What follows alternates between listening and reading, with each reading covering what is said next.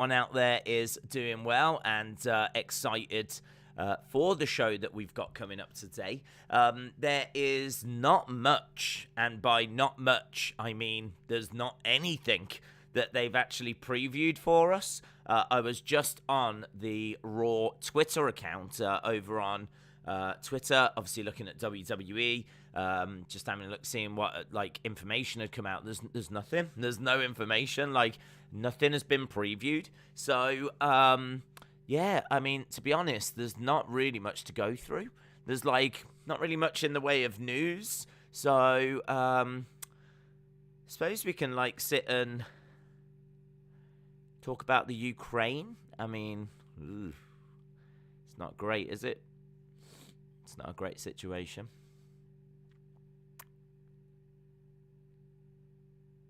There's Cody. We could talk about Cody.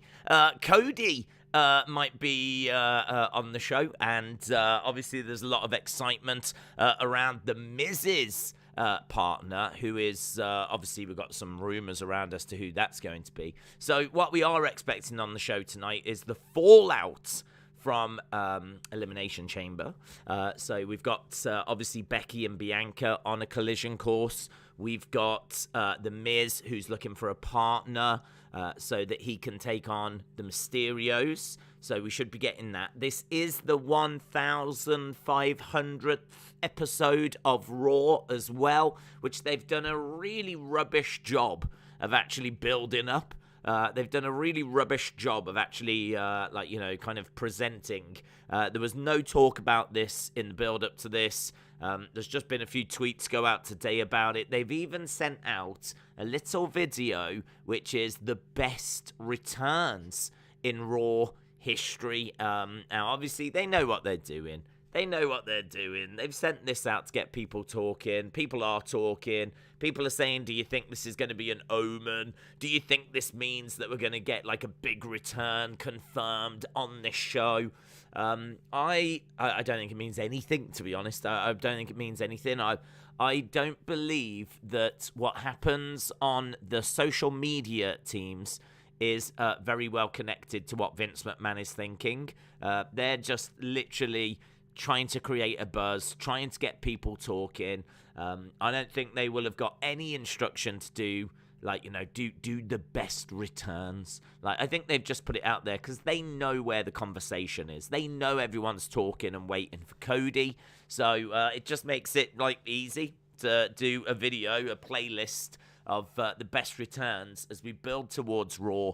There's not really anything else to talk about. There's nothing else that's been previewed. So it just kind of makes sense. So I think it's just that, personally. I'm not saying that means he's definitely not on the show or anything. I'm not saying that at all. But I wouldn't be reading into that. I would never really be reading into what the social media teams are doing. So Mitchell, hello. I hope you are well, buddy. Says, days tonight, Raw 1,500.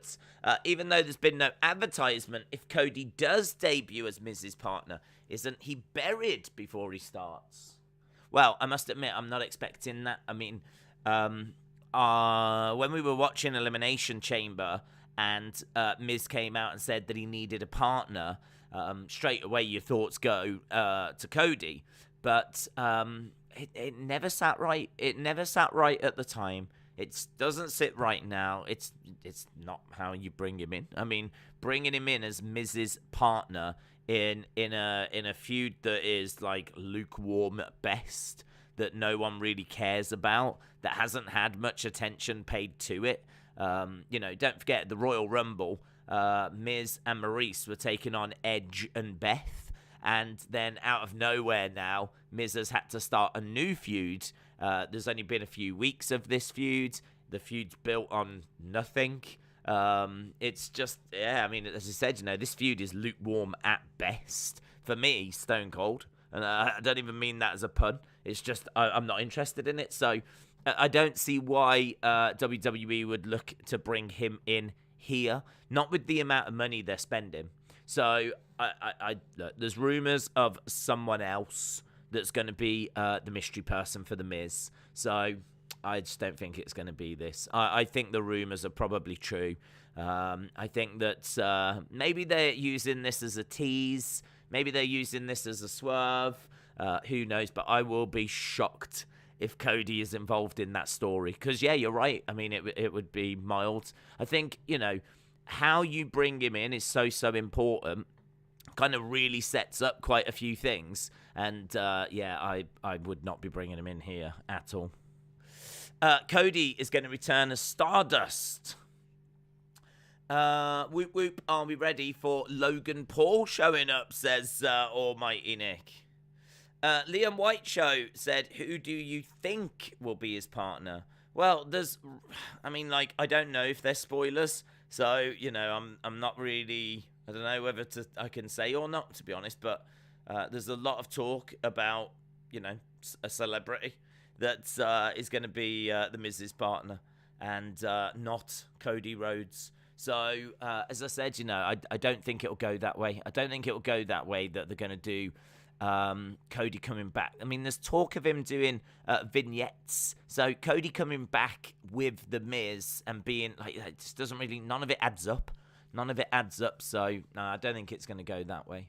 So, I'm expecting it to be a celebrity. Let's leave it at that. James Chadwick, shout out to you. Hope you are well. Boom. Days, earthquake in Birmingham, 3.2. Yeah, do you know, it's funny you should mention that. I literally just got told it by my dad because my brother lives over that way. And I can't remember where exactly in Birmingham, but he was just telling me that there was an earthquake there.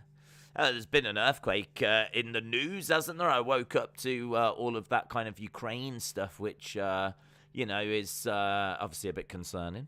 That's taken a bit of a turn and a step forward. So that seems to be dominating the news at the moment. Although, I did go on CNN, right? I'm just going to tell you a quick true story. I always go onto the BBC to look at news. I really like the BBC. They're kind of impartial. They'll just kind of, I say impartial. People will tell me now, no, they're not, blah, blah, blah. But they are.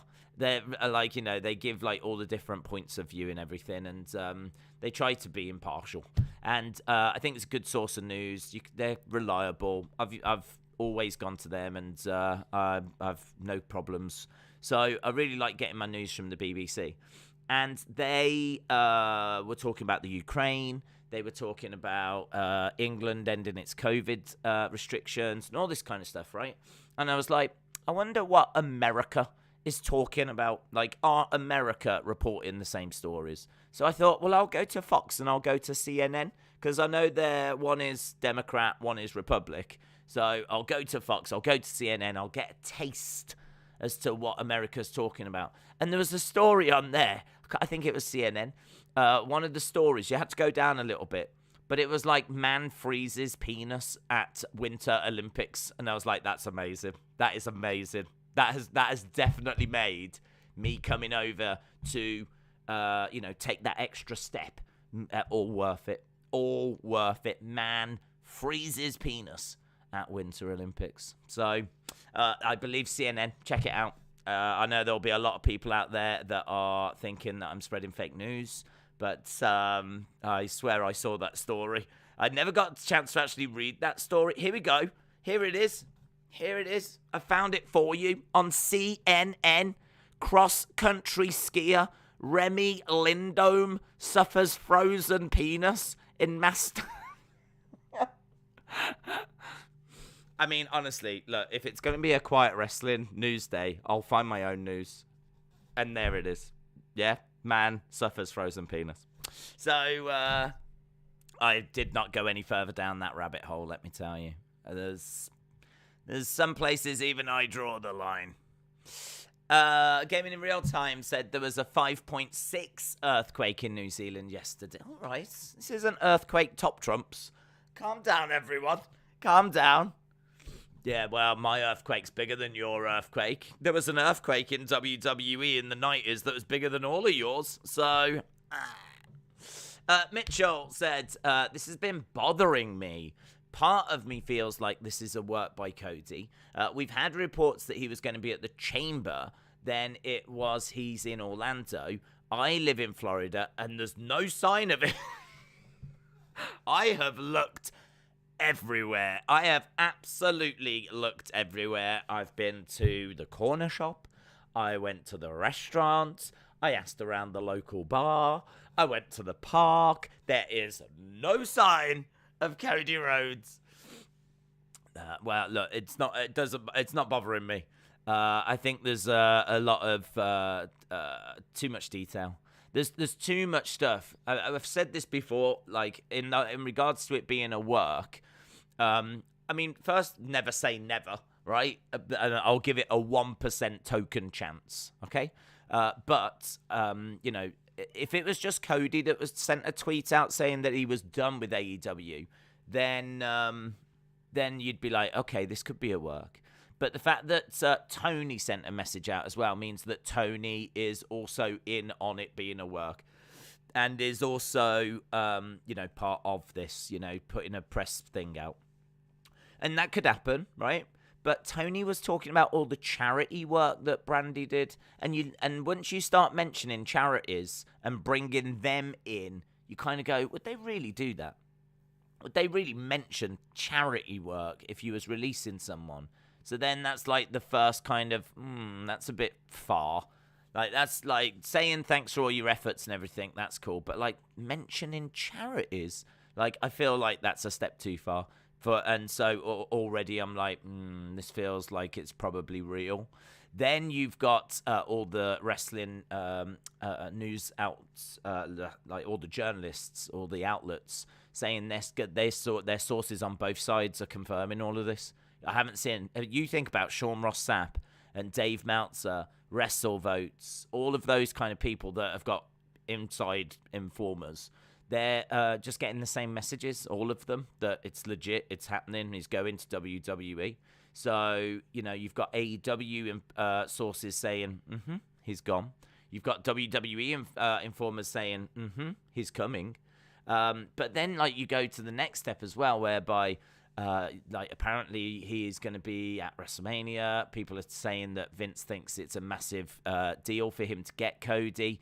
Apparently they've started to record vignettes. Like, the detail that's coming out now is, like, we're starting to get, like, all of this kind of information. So the whole him being in Poland, all that kind of stuff, that apparently was him at an airport, and it got, like, I don't know, blown out of proportion or whatever. But there's nothing, I can't say there's anything I've seen that's made me go, nah, this is a work. Because it's just layer after layer after layer after layer after layer after layer of kind of things that are making me pretty convinced that it's happening. So I expect to see him come into WWE. And I don't know if it's tonight. I don't know if they're going to save it for a week or two. But I do expect him to wrestle at WrestleMania. Or at very least have an appearance. But at this point, I'd imagine wrestle. I'd expect him. They've got 2 days to fill, so I'd imagine that he will be there. I just think there's too much. Now there's too much smoke. There's too much stuff. There's too much, like, it would have come out, I'm sure. Like, by now it would have come out. This is like the biggest story in years, so I'm sure it would have come out by now. Let's go down. What else we got? No Cap Popeye said Cody returns and challenges Damien Priest for the United States title, says No Cap Popeye. I'm in Florida. I'm in Florida. I want to see what that said. I'm in Florida. Where did that go? I'm in Florida. I can confirm. No Cody here. Are you sure? Have you looked everywhere?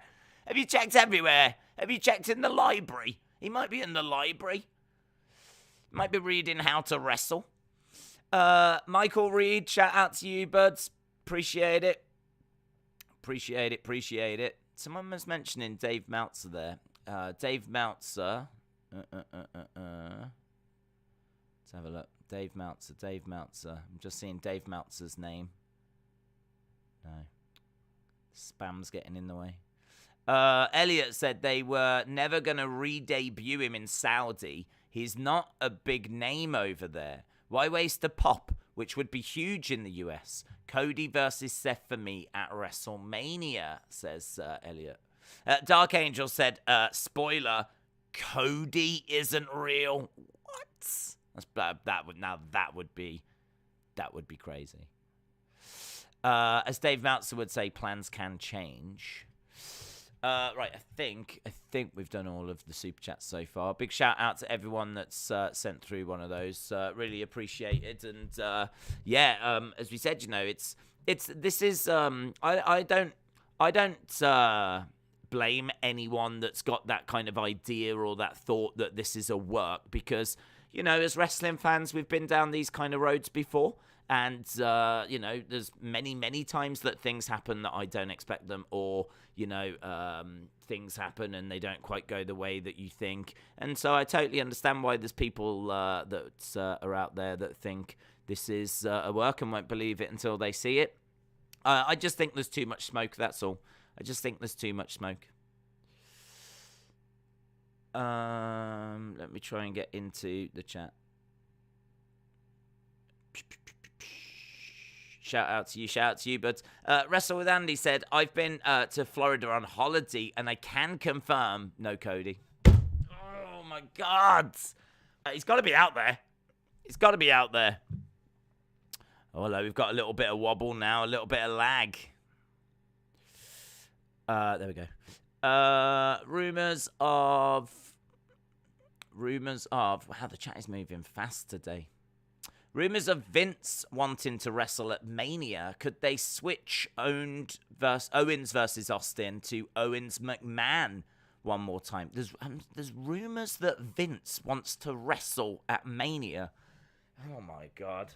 Is this true? I haven't heard this. Vince McMahon backstage going, God damn, I can do it. So in my mind now, Vince is standing there out back going, God damn, I can do it, in a singlet. He's got like this red singlet on, black. It'd be black for Vince, wouldn't it? Black, just like his heart. He's got this black singlet on. It's like, God damn, let me go out there. And they're like, Vince, just sit down. You're going to give yourself, you're going to have a funny turn or something here. Just sit down. You're 97 years old. Come on, man. It's time to hang it up. No, we don't need Vince. Vince can't talk, let alone wrestle. Have you seen his segments with Austin Theory? He's mumbling all the time. Old man Vince. Oh, I hope that's not true. I don't need that in my life. Scott said, thoughts on Brock winning the championship? I mean, look, my review of Elimination Chamber was I gave it a 6. And the reason why I gave it a 6 was because I felt like it was fairly solid. There just wasn't really anything spectacular. I thought the men's Elimination Chamber was not booked very well. I did enjoy Austin Theory trying to run away from Brock Lesnar, but I don't know. It just felt a bit like weird. Just felt like Brock got in there, destroyed everyone, and then it just got down to Austin Theory and Brock. Some nice little moments, and then it was over. So I kind of feel like for the main event, it was just a bit, just fine. Like, it wasn't like, I need to rewatch it kind of a thing, you know? It wasn't something that blew my mind. It wasn't anything that I was like crazy about. It was just kind of fine. I didn't really want Brock to win. I didn't really factor that into the score. If Brock won, then Brock won. But I'm not someone that's crazy about the champ versus champ, one champion idea. I think that by doing that, you're actually, there's a lot of people that want to see certain wrestlers get pushed. There's a lot of people that want to see, Bron Breakker when he comes up get an opportunity. See Finn Balor do well, see Kevin Owens do well, see, there's a lot of names, a lot of talent. If you just have that one belt, which is undoubtedly going to sit on either Roman or Brock, then what do you do with the others? Like, what do you do with them? I mean, do the mid-card belts just become more important again? But is that going to satisfy people? if like Seth is fighting over a mid-card belt. Like, you could have Seth and Roman go after the main belt, but what are you going to do with Finn? What are you going to do with Kevin Owens? What are you going to do with Bron Breakker? What are you going to do with Gable Steveson? What are you going to do with all these other people? I kind of feel like the roster is quite big. You've got the two brands. To have just the one champion is a bit of a problem, unless you really elevate those mid-card belts and make them a massive deal. Like, to be the mid-card champion is kind of like, you know, Wembley 92. That kind of a thing. Like, to be the mid-card champion is kind of like, you know, it could headline a show or something. I don't know. It's just, I'm not sold on the idea of one champion. So, apparently on the website, it says title for title. It does say that the belts are on the line. Because someone said the other day it says champion versus champion. It doesn't say anything about the belts actually being up for grabs. But apparently on the WWE website it does. So, yeah. I mean, I also grew up, though, when there was just one champion. You know, Hogan, Warrior, Brett, like the Winged Eagle. I grew up with that. So, you know, part of me also thinks, well, we had only one champion in the past. It's just the roster back then was not the size it is now. The roster back then was not as big as this. You know, if you go back and look at that roster of 93, compare it to where we are now with, like, the talent we've got now, even after all the cuts, like, this is a bigger roster. And I think that, like, it feels like Raw and SmackDown probably should have their own big champions. So, just not the way that I would go, personally. But we'll see. I mean, Becky had 2 belts, and she didn't have 2 belts for long. So, you know, Roman or Brock might have 2 belts. They might not have 2 belts for long. It might get separated apart again, not shortly after. So, you know, it's one of those. But, again, that's not what I look for. I want someone to be champion and have a really good title reign. Like, giving the belt to Bobby and then taking it off him again, like, so quick. Not a big fan of. I know Bobby doesn't look too weak because he didn't technically lose it. It didn't even get to go into the match. So Bobby's got an argument that he can still be champion or should still be champion, you know. So they did a decent job of making Bobby look quite strong, actually. I thought they did all right with that. But, yeah, it's definitely something that I wouldn't have done. But it's not something that bothers me. Let's be honest. Of all the things that happen in wrestling and all the stuff that's happened, it's not something that bothers me. But, yeah, I thought Elimination Chamber was fine, solid. There was some nice moments. It was just not really anything that got going, and a couple of clunky moments. And, yeah, I think, like, I saw people saying the second part of the show really kind of brought their scores down. I can see that. I thought the women's was better than the men's chamber match. And I think the start was probably better than the end. Scott said thoughts on Brock. I think we boxed that one off. So thank you for that, Scott. Alexa Bliss Gamer said, I'm excited to see what Alexa Bliss is going to do tonight. Yeah, that is interesting because I don't know what to expect from her, because obviously I was expecting a change because of those psychology kind of things, and it felt like during those she was changing. Like, if you looked at how angry she was at the start compared to how angry she got at the end, like the psychiatrist was saying, you've done so well, you've come a long way. I mean, the whole ending was ridiculous with him. You know, she looked at that ripped up doll and she's like, and she felt at peace and she felt fine. And then he turned around and went, I tell you what, have a doll. Here you go, have a doll. And like, it kind of felt like she was changing. And then at the very end, the psychiatrist is like, nah, do you know what? I changed my mind. Have the doll.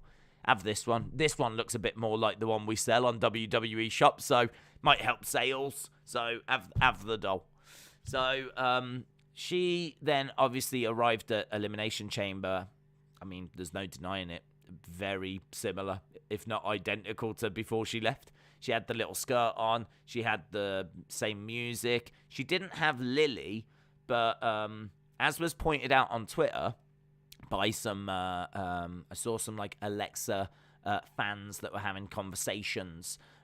They were saying that this just goes to show that if she doesn't have Lily, she can't win. So it just backs up the idea that she has to have Lily with her in order to be successful. It's not a story I like. It's not a story I'm on board with.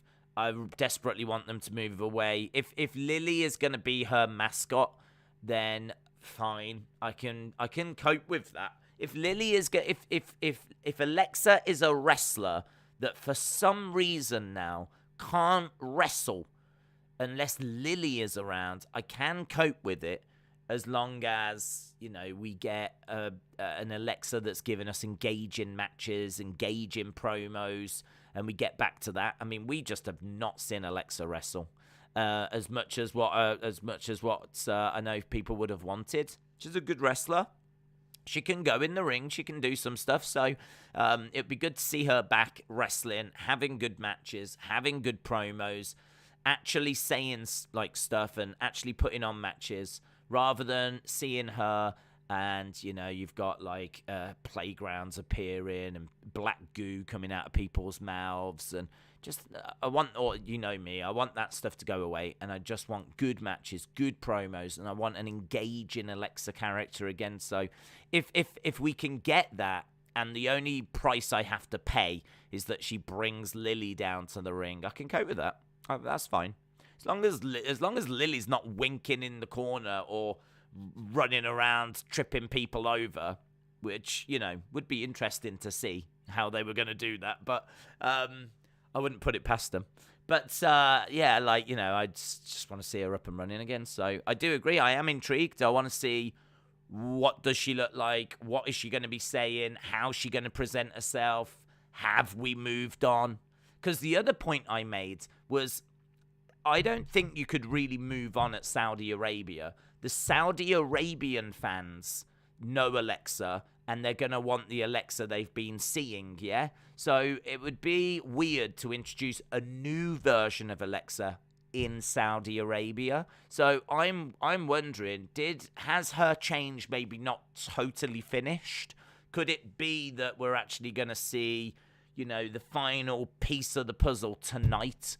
Could it be that we just kept Alexa as she was because, well, it's Saudi Arabia. The fans know Alexa as, this version, so let's give them that. But then the next night we'll, do the change, or we'll, have some character development. So fingers crossed we see that tonight.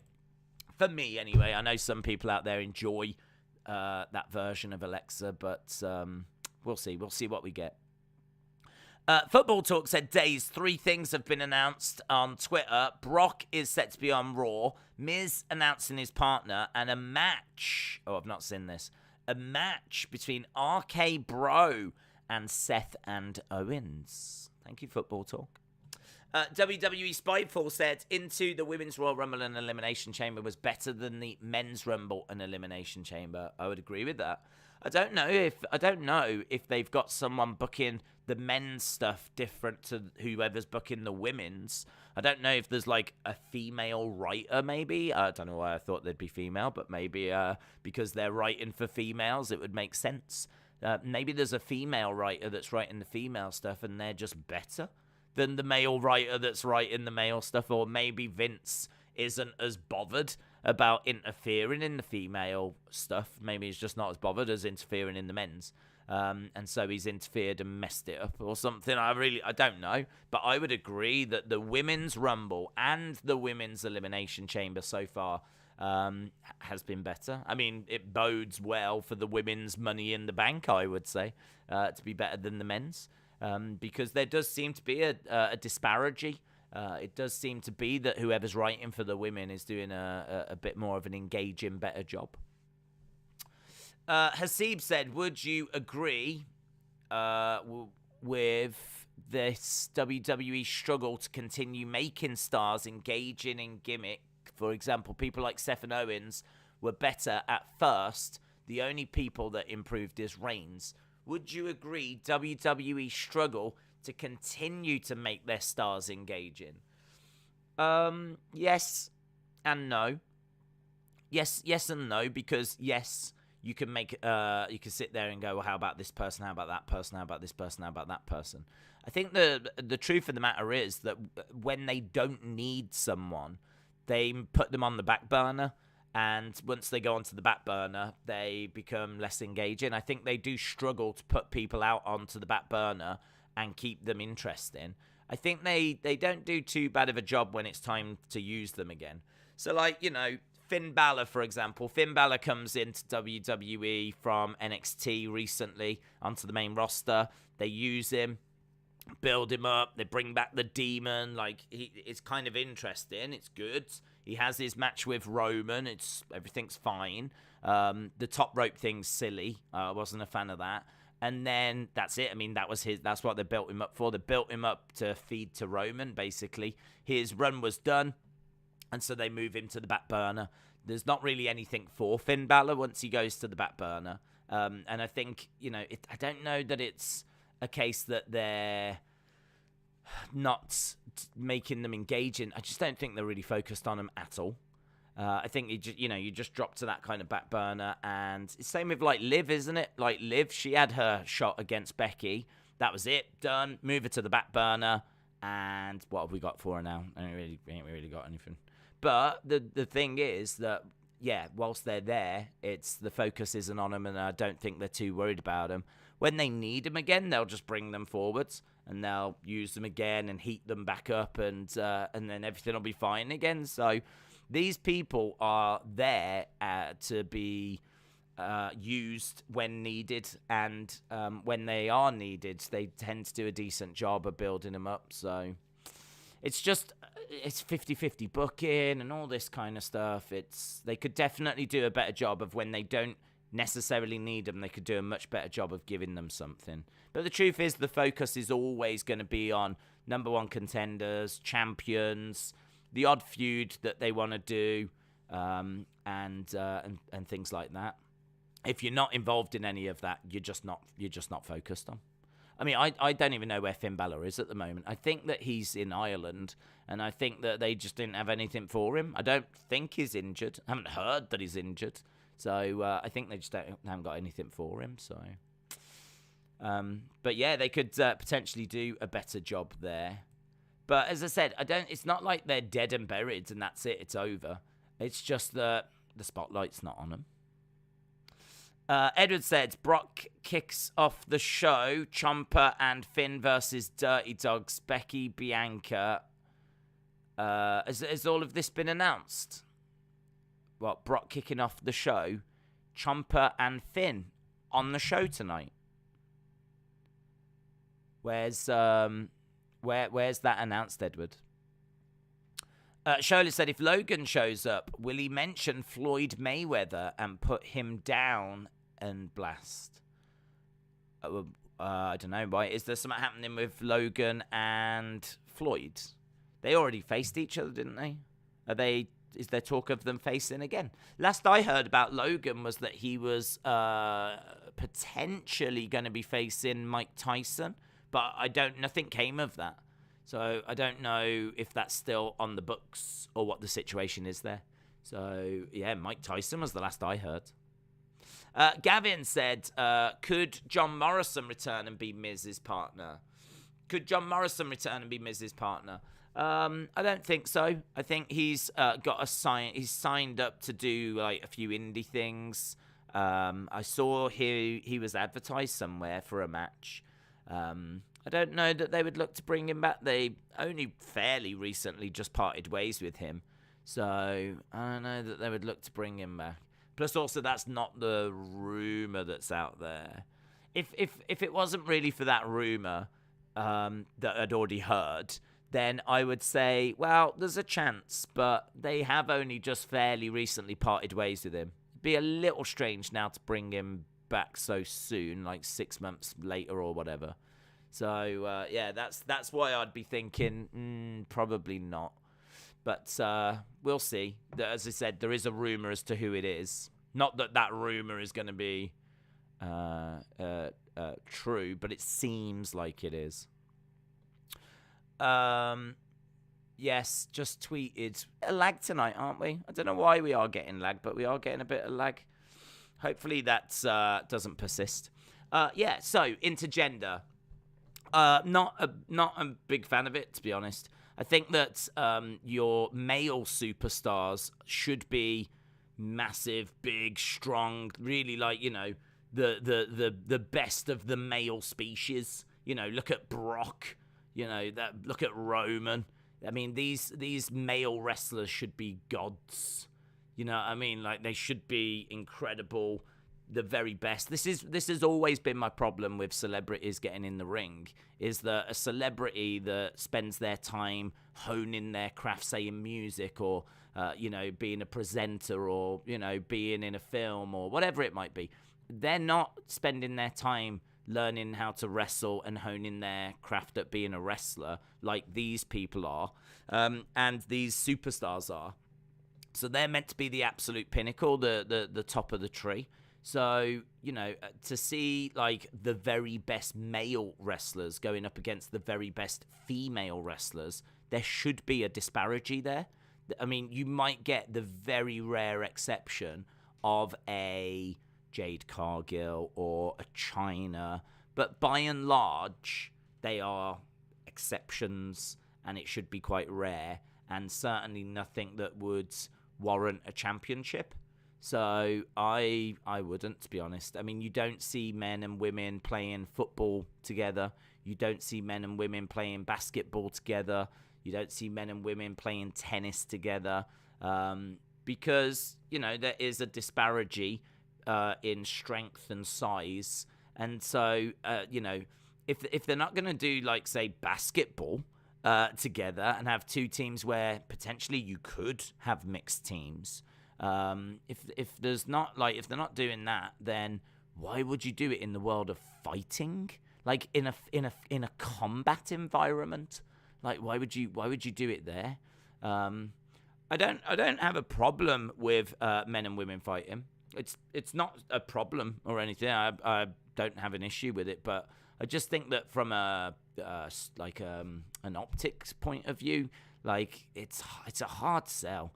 You can get away with things like when WWE have done it, they've done it with like Becky and James Ellsworth and things like that. So if you was to bring in like an intergender championship, I mean, like those are the kind of matches I think you would get, like Becky and James Ellsworth, which I think would just be largely one-sided, unless you're going to have a Chyna, unless you've got a Chyna that can go in there and do, incredible stuff and is incredibly strong and, can really like go toe-to-toe with the guys, and it looks, she's got a great size and it looks like an even fight.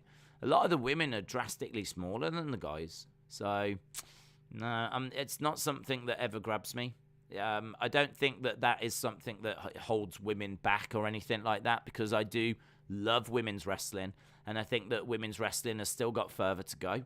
I think that women don't consistently headline pay-per-views. I think that the rosters are nowhere near 50-50. I think there's a lot of work that needs to be done with training women and giving women opportunities in wrestling. And I think there's a lot more work that needs to be done there before we even start like looking at like an intergender thing. But an intergender thing for me just isn't needed. It's not the right way forward. I didn't even know that was a thing that existed. If that's I didn't know that was in an Impact, to be honest. Imagine Chyna versus Brock, Chyna versus Kane. That's not a good look. Yeah, definitely. I mean, like Chyna versus Brock. I mean, Brock's just out on his own, isn't he? I mean, like you could probably get away with like Chyna versus. You're looking at like a mid-card guy, Chyna versus what, Ricochet? Someone like that. I mean, Ricochet's a smaller guy, high flyer. He can definitely land aerial attacks on Chyna. Chyna's got size and strength advantage over Ricochet. You could probably make an interesting match out of that. But I kind of feel like, why? Why would you want to do that? I don't see what the need is. Like, for me, Ricochet should be competing in a... you don't get it in UFC. You don't get the men and the women competing in UFC. And I know people go, yeah, but that's a real sport. Well, this is meant to be a real sport. Like, that's for me, I want to. The more we move away from this being perceived as a real sport, the less I like it, to be honest. So, yeah, it's one that it divides opinion. There'll be people in the chat now that are like, nah, I should definitely do it. I love intergender wrestling; it's brilliant. But then there's people that will be like, nah, it doesn't happen anywhere else. Why would we do it here? And you're only going to be able to do so many matches and whatnot. So. I like the conversation, though, because it's not a conversation we have too often, if ever. Actually, I can't remember ever really talking about intergender wrestling. Fun fact, China was once the number one contender to the WWF World Championship, says Jim. She was incredible, absolutely incredible. I saw the other day that her Twitter account is trying to make a pledge and a push to get her inducted as a solo competitor. She's in with DX, but they're trying to get her to go in on her own, which I wouldn't mind, to be honest. The only thing is, I don't know, if everything just is, they might have just counted everything for China when they put her in with DX. I don't know if they would recognize her twice. But in all fairness, if any woman probably deserves to be recognized twice, China was incredible. She was incredible, and she didn't get the opportunities really that she deserved. I know that in ring she was not great. I heard that when she was going up against the guys, because they did have some intergender matches with China, I don't think her in ring work was very clean and crisp, and it was a little bit off. I think it might have been Jeff Jarrett that was saying didn't enjoy working with China. It's not a knock of China. It's just saying that I think that she wasn't as smooth maybe. Man, she was breaking down boundaries and doing incredible stuff. So yeah, I wouldn't mind if she went in twice. I wouldn't mind if she went in twice. We know the Undertaker's in though, don't we? We know that.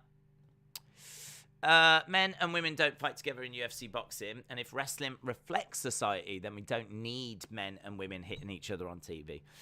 It is true. The networks would, just about how you personally feel about it as well, you can put that to one side. The networks would not like it at all.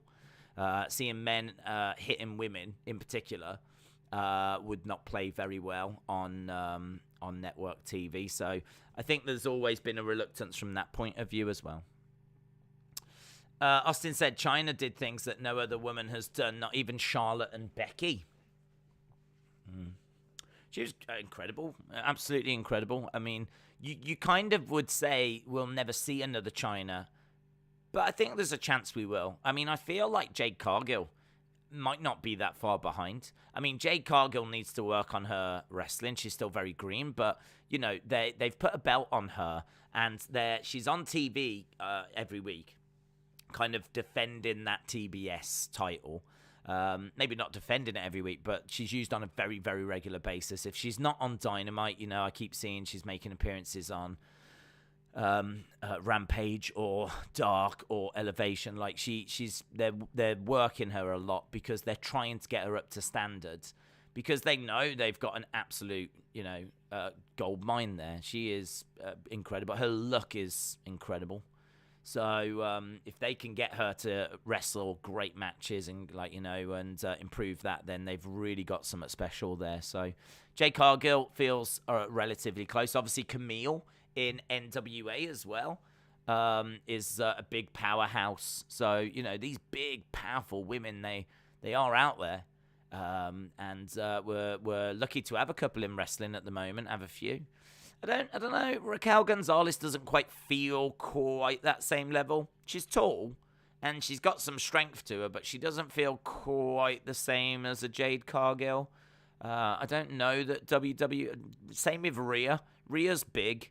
She's got some size to her. She doesn't feel quite as jacked as a Jade Cargill. I don't know that WWE has really got a Jade Cargill or a Camille at the moment, but they've got a couple of girls that are quite big, but I don't think WWE has got a China right now. I don't think Raquel Gonzalez is China. I don't think Rhea Ripley is China. But as I said, maybe Jade Cargill. Daniel said Cody was never flown to Saudi. The picture that flew around apparently was of a Polish airport, was of a meet and greet months ago, and it was edited to look like an airport. Wow, there we go. I'll tell you the bit that got me. Him being at an airport, I can understand you'd always take with a pinch of salt. I must admit, when I heard that Cody had said to Dave that that Kenny had said to Dave that Cody was in Saudi Arabia, that's when I was like, oh, okay, this is interesting now. That's what grabbed me, because that felt to me like Kenny spoiling something, he's just gone and he's out of our company, so I might as well tell you he is in Saudi Arabia. Like, it kind of felt like that. So I was like, so I did expect to see him at Elimination Chamber, largely based on that, to be honest, when I'd heard that Kenny had said that. So, and then, it was funny how, at moments after all this news comes out of, once Elimination Chamber was over, that picture was edited, and Kenny was just joking, and it was kind of funny how all of it, all of a sudden changed. But, does that mean we see him tonight? All it's done is save his return for a bigger, platform, dare I say. I mean, the Super Showdown, the Elimination Chamber was a big platform, but I kind of feel like this road to WrestleMania and some of these Raws, and maybe tonight, Raw 1,500, this is going to be huge. And as we said, it's in America. It's, maybe these fans, you might stand a chance getting a better reaction rather than in Saudi Arabia. But saying that, the Saudi fans were immense. If there's lots of things you can say about Saudi Arabia and they shouldn't be doing it there and all that kind of stuff, but the one thing you can't really criticize is how passionate and great those Saudi fans were. They were so loud. And I know there was probably some audio sweetening, but you could see physically them standing and cheering and shouting stuff out, and the camera cut showed that there was good sections of that crowd that were really into the show. So I don't doubt for 1 second that crowd was making noise. Came across brilliant, but as I said, fully aware that some of that could have been sweetened. Shola said Logan wants to sue Floyd because apparently he hasn't been paid. Okay.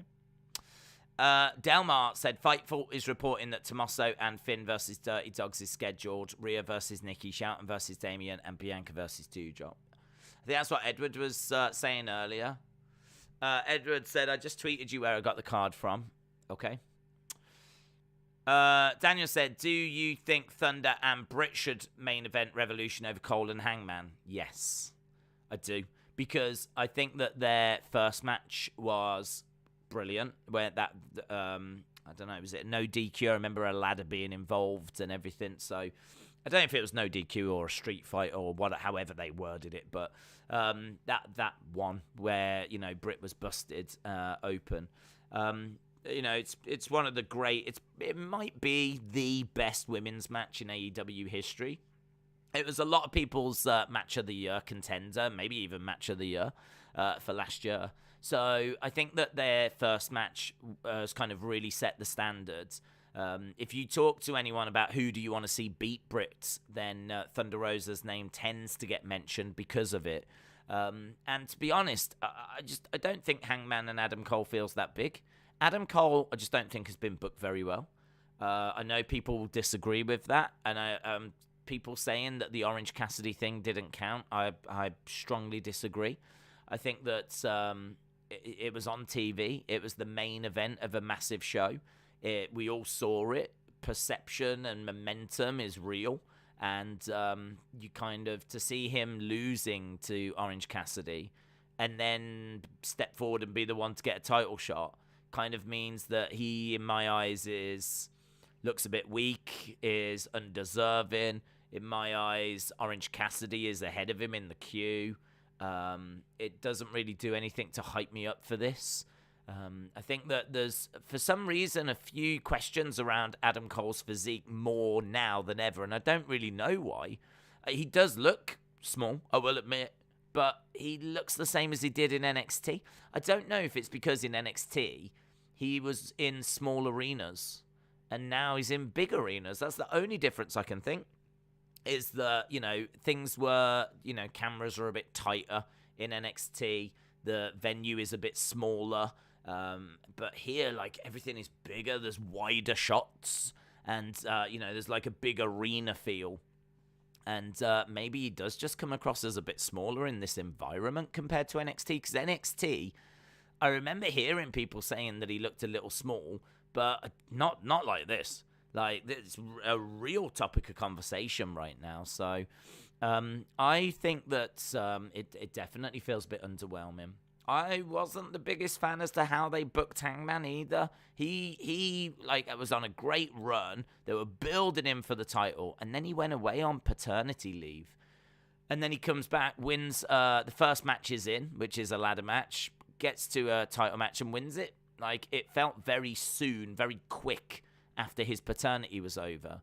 And I wasn't a crazy fan of that, to be honest. I think we could have done with a little bit more build.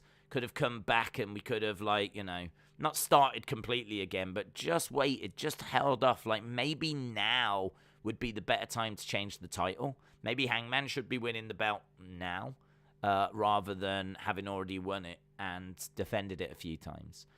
So I think there's a few little issues I've got with the Hangman title reign. And Adam Cole. So, yeah, for me, Britt Baker, Thunder Rosa feels like a bigger match. Feels like a bigger deal, and I definitely would have that as the main event. If you're not going to have Britt Baker, who is one of the pillars, against the person that people expect or think has the best chance of beating her for the women's title main event, when are you ever going to do it? Like, when are you ever going to do it? There's no other women's match I can think of right now that's bigger than this. Britt versus Thunder is the biggest women's match you can do. So if this isn't going to do it, then we're saying that the women don't stand a chance in the foreseeable future of headlining a pay-per-view. So I definitely would have them as the main event. Because there's a few criticisms of AEW, and one of them is how they've booked the women. And I think this would go some way to showing that women's division is valued. It does matter. They, will have the main event. They recognize the value and how much the fans love the women and love the women's championship. And I think, that'd be a good positive message to send. So I don't know if they'll do it, but I would. Matt, shout out to you, said, Days, will Tony Khan have to develop a healthy dark side in order to deal with big egos and toxic characters backstage? I don't know that he'll have to. I do think that's an interesting thing about Tony, is that I believe that he is trying to do the right thing. I think Tony is trying to do a good thing. I believe that. I believe that he wants to give wrestlers, health care, give them more options to cut promos for themselves. I think that he is trying to do something good and positive. There is always going to be a balance, though, because, if someone's not performing, you can't have them on TV just not performing, Let's go with Joey Janela. Joey Janela, right, seemingly doesn't move the dial, yeah? Nothing about Joey Janela. Joey Janela is someone that I would say is an indie talent that hasn't really kicked on. You watch his matches and they're okay. There's better superstars out there, bigger, better physiques, better promos. There's better, right? And it's not really. I'm not really knocking Joey Janela. I just think that he is someone that came in, did a job. He was there at the start, and his time really. The company has got to a point where it's moving past Joey Janela now. So what does Khan do? Tony Khan do? I mean, I don't know that it's a dark side for him to say, well, the company has moved past Joey Janela, so I'm not going to use him on TV. I can't use him on TV. But what I'm also not going to do is fire him and say budget cuts, which is, something that WWE could do. So I kind of feel like it depends how you define what dark side is, because in that example, giving someone a paycheck, using them on Dark, using them on Evolution till Elevation till their contract expires, I kind of think is, a relatively nice thing to do. Of course, Joey would love to be world champion on Dynamite, but it's not going to happen. Like, the company has got to the point now where it's got Bryan Danielson, it's got CM Punk, it's got Hangman Page, Adam Cole, blah, blah, blah, blah, blah, right? And it's kind of moved past where, like, the Joey Janela stage. So, yeah, I mean, look, he's going to have to make those kinds of decisions. It's business. There's no way of avoiding that. You're never going to keep everyone happy because everyone's going to want to be champion. Everyone's going to want bigger paychecks. So, but it's how you define dark side, isn't it? Is it a dark side to make those decisions? I don't think it is. I don't think that's I don't see that as the dark side. He's got to make someone's going to be champ and someone isn't. That was always going to be the case. So I think it's fine for Tony, and I admire it in Tony that he's trying to do this the right way and not release people and give people health benefits and make sure people have got a paycheck, and try to use people where they can. Like, I haven't got a problem with that. I think if he wants to gain those little margins, if he wants to gain those little areas and make some money in little bits, then you probably need to go full on Vince McMahon. Vince's focus is on maximizing the money he makes. That Vince doesn't care about people. He doesn't care about healthcare and doesn't want unions and all this kind of stuff. If he can cut a corner to make a little bit extra, he will do that. If it means budget cuts, then budget cuts it is, so that he can, squeeze out as much profit as possible. Negotiating massive deals with TV companies and, all this kind of... I mean, like, he created the network, which obviously then resulted in the DVD business, like, falling off a cliff. But he wasn't worried about the DVD company and the DVD side of the business. He went where the money was. And that again, is something that Tony is going to have to wrestle with, so... it's a hard one to answer. There will need to be decisions that get made, but it all comes down to what do you class as the dark side? What is the dark side? Because I think there's this decision. There was always going to have to be decisions that get made. So far, I think he's doing all right in that regard. I don't agree that he's this incredible booker. I don't sign up to that. I just think that, like, any of us, any of you, could do the booking that Tony Khan has done in regards to, here's a load of wrestlers. I mean, my GM mode is coming into WWE 2K22. I'm pretty sure some of the shows that are going to get chucked together on there are going to be just as good as a lot of the things we've seen Tony Khan doing. So I certainly don't agree that what we've been seeing from him is some kind of, like, incredible second coming. It's like he's like the Jesus Christ of booking. Like, I don't subscribe to that, but I think that he has done a decent job in regards to trying to do the right thing.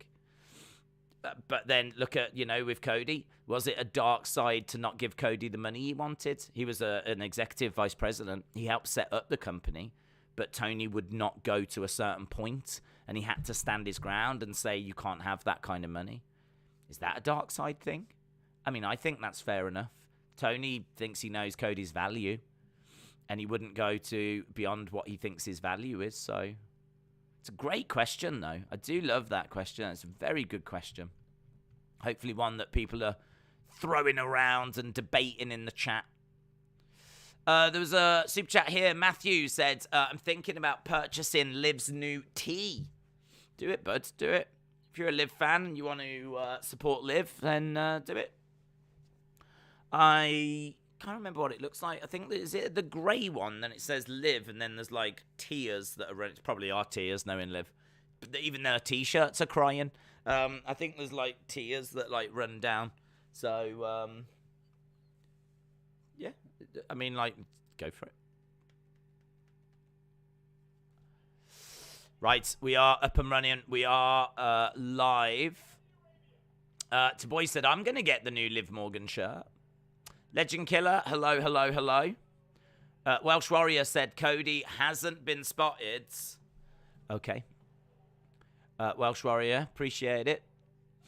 Alex said producers, Hayes for the Universal title, Hurricane for the women's. Who did the men's Rumble? Oh, hang on. Hurricane for the women's chamber. Universal title. Abyss, Drew, Lynch. A Noble and Abyss did the men's chamber. That'd be interesting to know if Noble and Abyss did...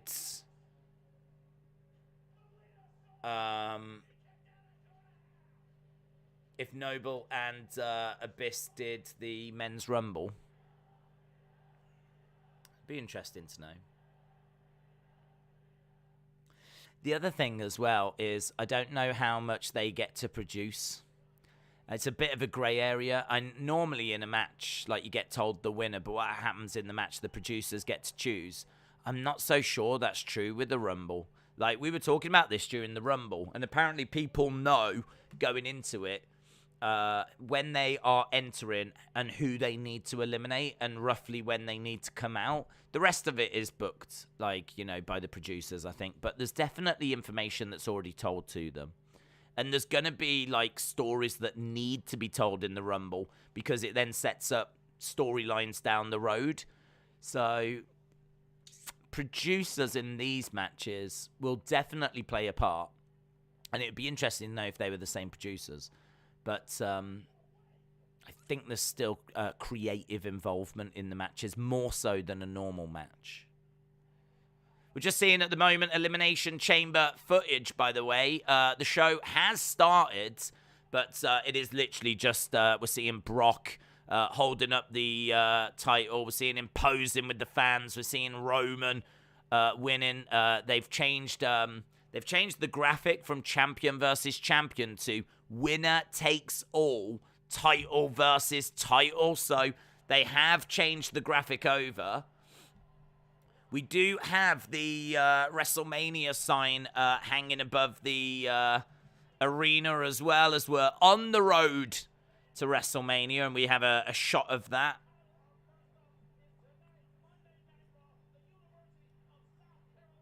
University of South Carolina.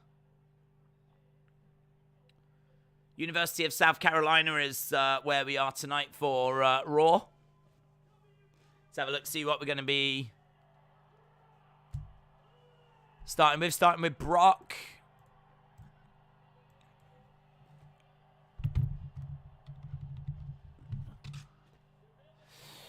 Right. The champ. Brock's here, and he's in his farmer attire. He's got a hat on. He's got a cardigan on. There's a big roar when he walks out. Smile on his face. He's got the WWE Championship over his shoulder. Lots of phones in the air taking pictures of the beast. Big smile on his face. Big smile on his face. Daniel said, I think Tony can be credited for allowing his talent to work indie shows. It benefits people like Joey and Brian Cage. Doing indies, still getting paid, not just sat at home. That's true, yeah. I think that he is trying to do the right thing. Look at that. He's like trying to touch the belt to a kid. That's cool, isn't it? Listen, if you go down, I mean, it's pretty cool. If you can get front row seats and Brock's on the show, there's a chance that he might come and touch your hand, have a picture took. Standing on the commentary table, holding up the belt in the air. People are loving this, Brock. People are loving this version of Brock. They're not used to seeing it, but people are loving it. Look at that. He jumps off the table, I tell you. I thought he was going to do a little click of his heels in the air there.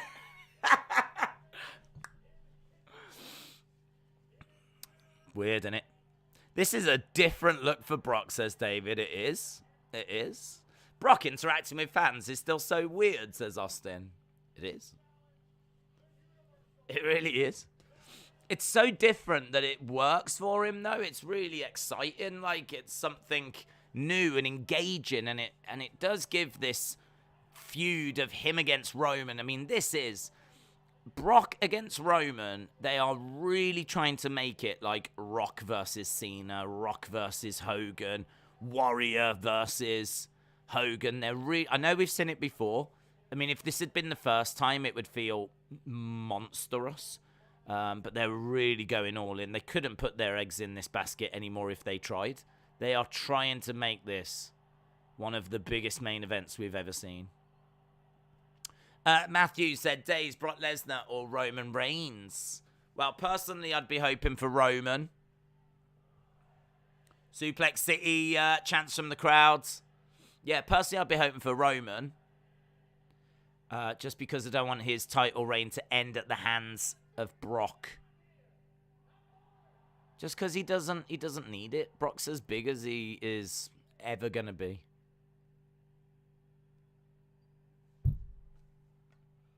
Brock in the ring, takes his cardigan off.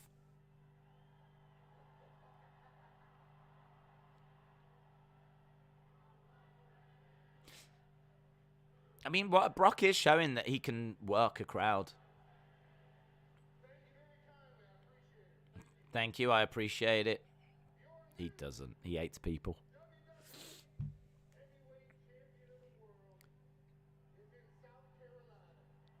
Your new WWE Heavyweight Champion of the World is in South Carolina.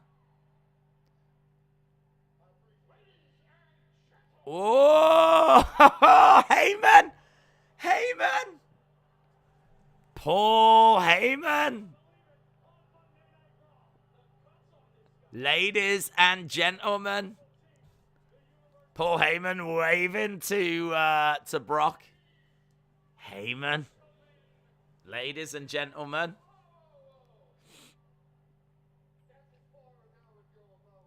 That's as far as I would go if I was you. You suck, you suck, you suck. Paul Heyman just walked out. Brock's come out, celebrated with the crowd.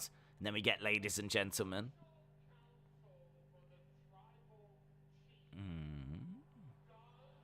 Okay. The special counsel for the tribal chief does not suck. It's great to see him. This is getting good, said 1987 Big Fan. Who is most likely to be the Miz's partner? You have to wait and see, but couple of straight out of Dudleyville shirts there. I think they might even have the camo trousers on.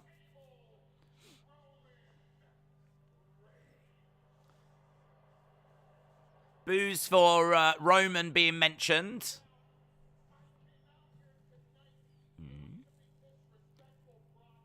Came out to not be disrespectful. I came out of love.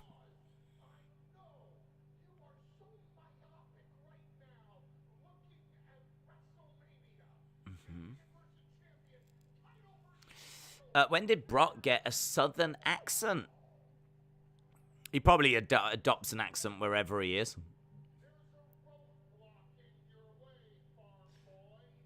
There's a roadblock in your way, farm boy.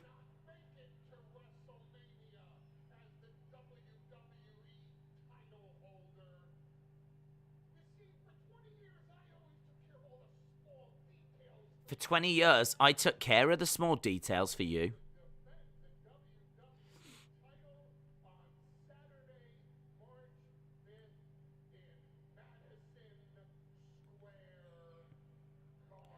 Brock's got to defend the title on March 5th.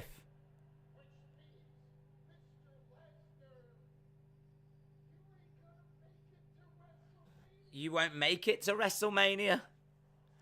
Apparently, they're going to be at Madison Square Garden on March 5th.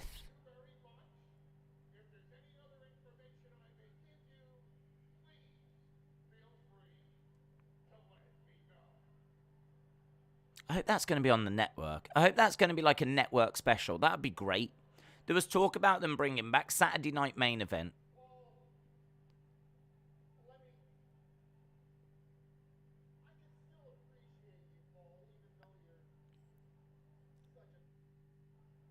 I can still appreciate you, Paul.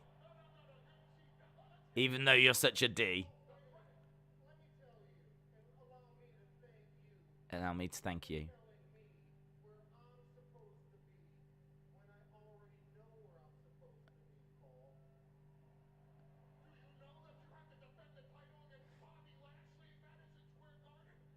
Bobby Lashley?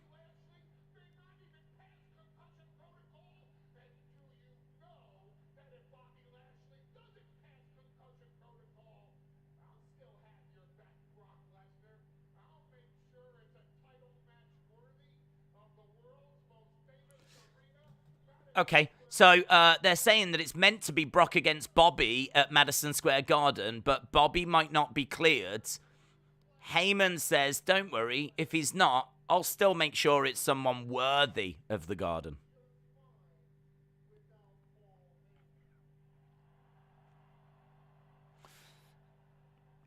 It's not the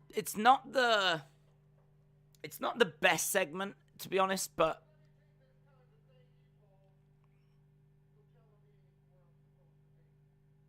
let me thank you for telling me where I'm supposed to be.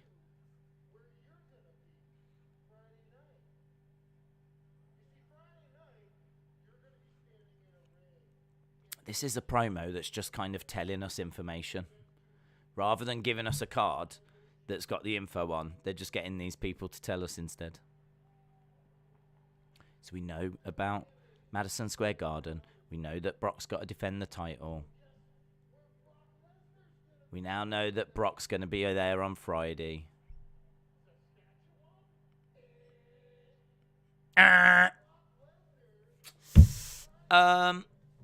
The event on the 5th of March is Road to WrestleMania, says Fortnite. Is it going to be on the network? I hope so.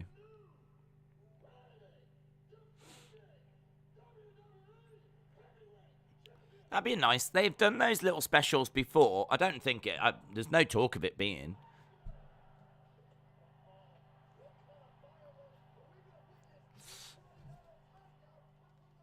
Yeah, I mean, look, it does a job, doesn't it? The only thing is, there's not really anything necessarily there that really pushes the story forward. It's just like we found out that he's got to defend the belt on March 5th at Madison Square Garden. He's going to win that. How is he not going to win that? He's surely going to win that. And then, go on to face Roman. So it's just a way of telling us about that, really. We're backstage with Seth and Owen. Seth has got a gold jacket. I don't know what his t-shirt says. Is that a new shirt? That is quite a nice shirt. It's like a blue tie-dye shirt, and it says Seth freaking Rollins in it. It's got in like pink and yellow and red. That's a nice shirt. Very summer. The segment went off rails. Started off intriguing, though. It should be on the network because it's useless otherwise, says Scott. Well, there's an old saying, the business is only as strong as the garden. And it'll be very interesting to see how the garden does. Hopefully the garden sells out. But I know that Vince always looks to see, how the garden does. So it could be that they're, putting Brock on and talking about it. They want the garden to do well. It's the spiritual home of WWE, Madison Square Garden. I like that Seth shirt, though. Boy said, imagine not being at MSG. I'm going to be there. Have fun. Tristan said, why are people saying Cody can't beat Brock when Seth beat Brock? Well, it's true. They could have Cody do it, but I think Seth doing it was a mistake, personally. I don't think Seth should have beaten Brock. So I can't say I'm too eager to see Cody repeat what I thought was a mistake in the first place.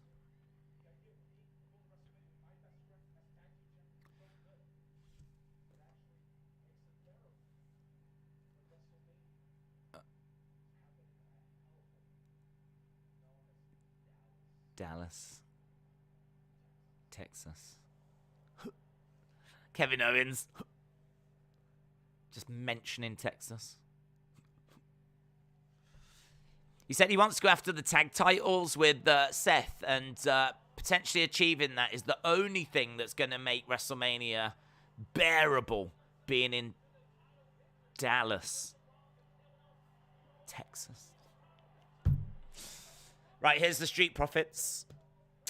Bum, bum, ba-dum, bum, bum, bum, bum. Seth and Kevin Owens have chemistry, says Lone Star Friends. Do you remember when Heyman teased a WWE title change on a house show? No. I can't remember Heyman teasing a title change on a house show. Oh, I'm not saying it didn't happen. Anything to sell house show tickets. Business idea. You and Tommy should become professional baby makers. Who says we aren't? Right, Street Profits. I don't know who they're taking on. No, they're taking on Seth and Kevin, are they? Nearly 1,500 votes so far. Let's have a look and see what people are saying. Oh, it's close.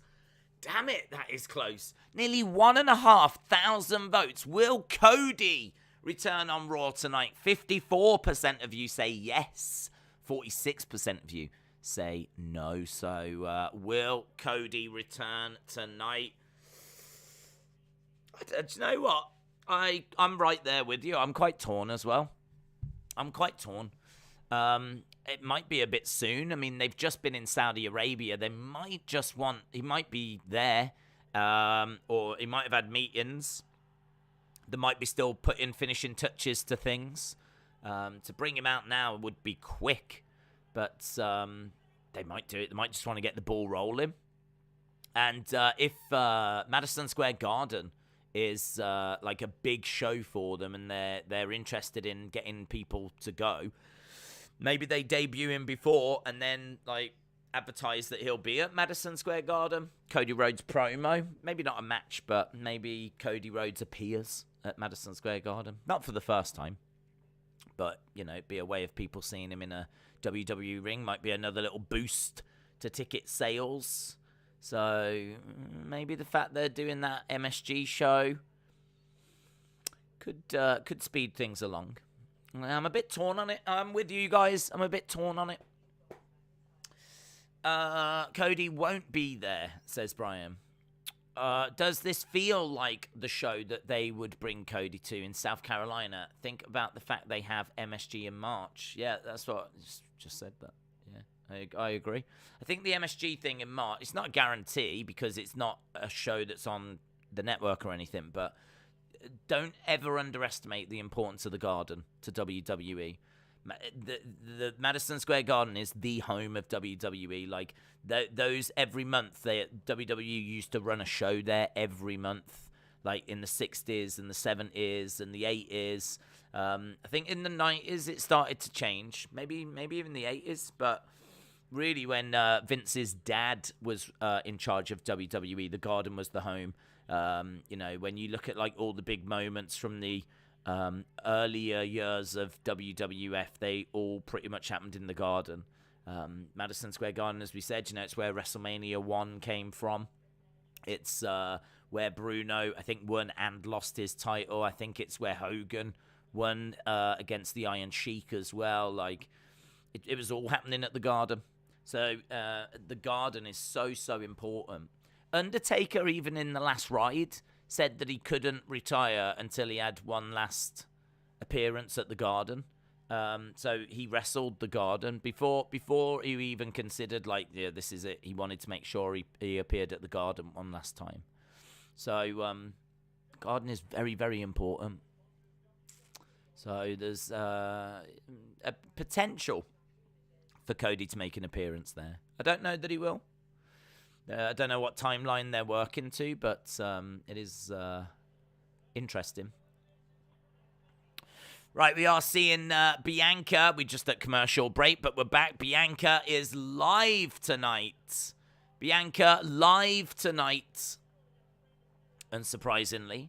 We're also seeing Dominic and Ray.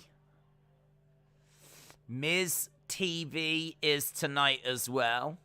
Edge.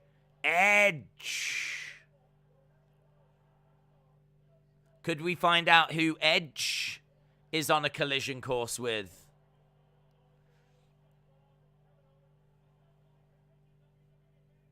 So, Seth Rollins, Kevin Owens against RK Bro.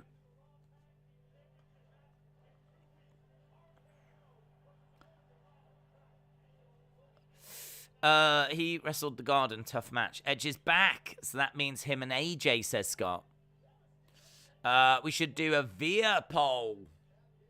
Oh, here's Alpha Academy. So that's who Street Profits are facing. So, Street Profits against Alpha Academy, who I constantly keep forgetting are the tag champs.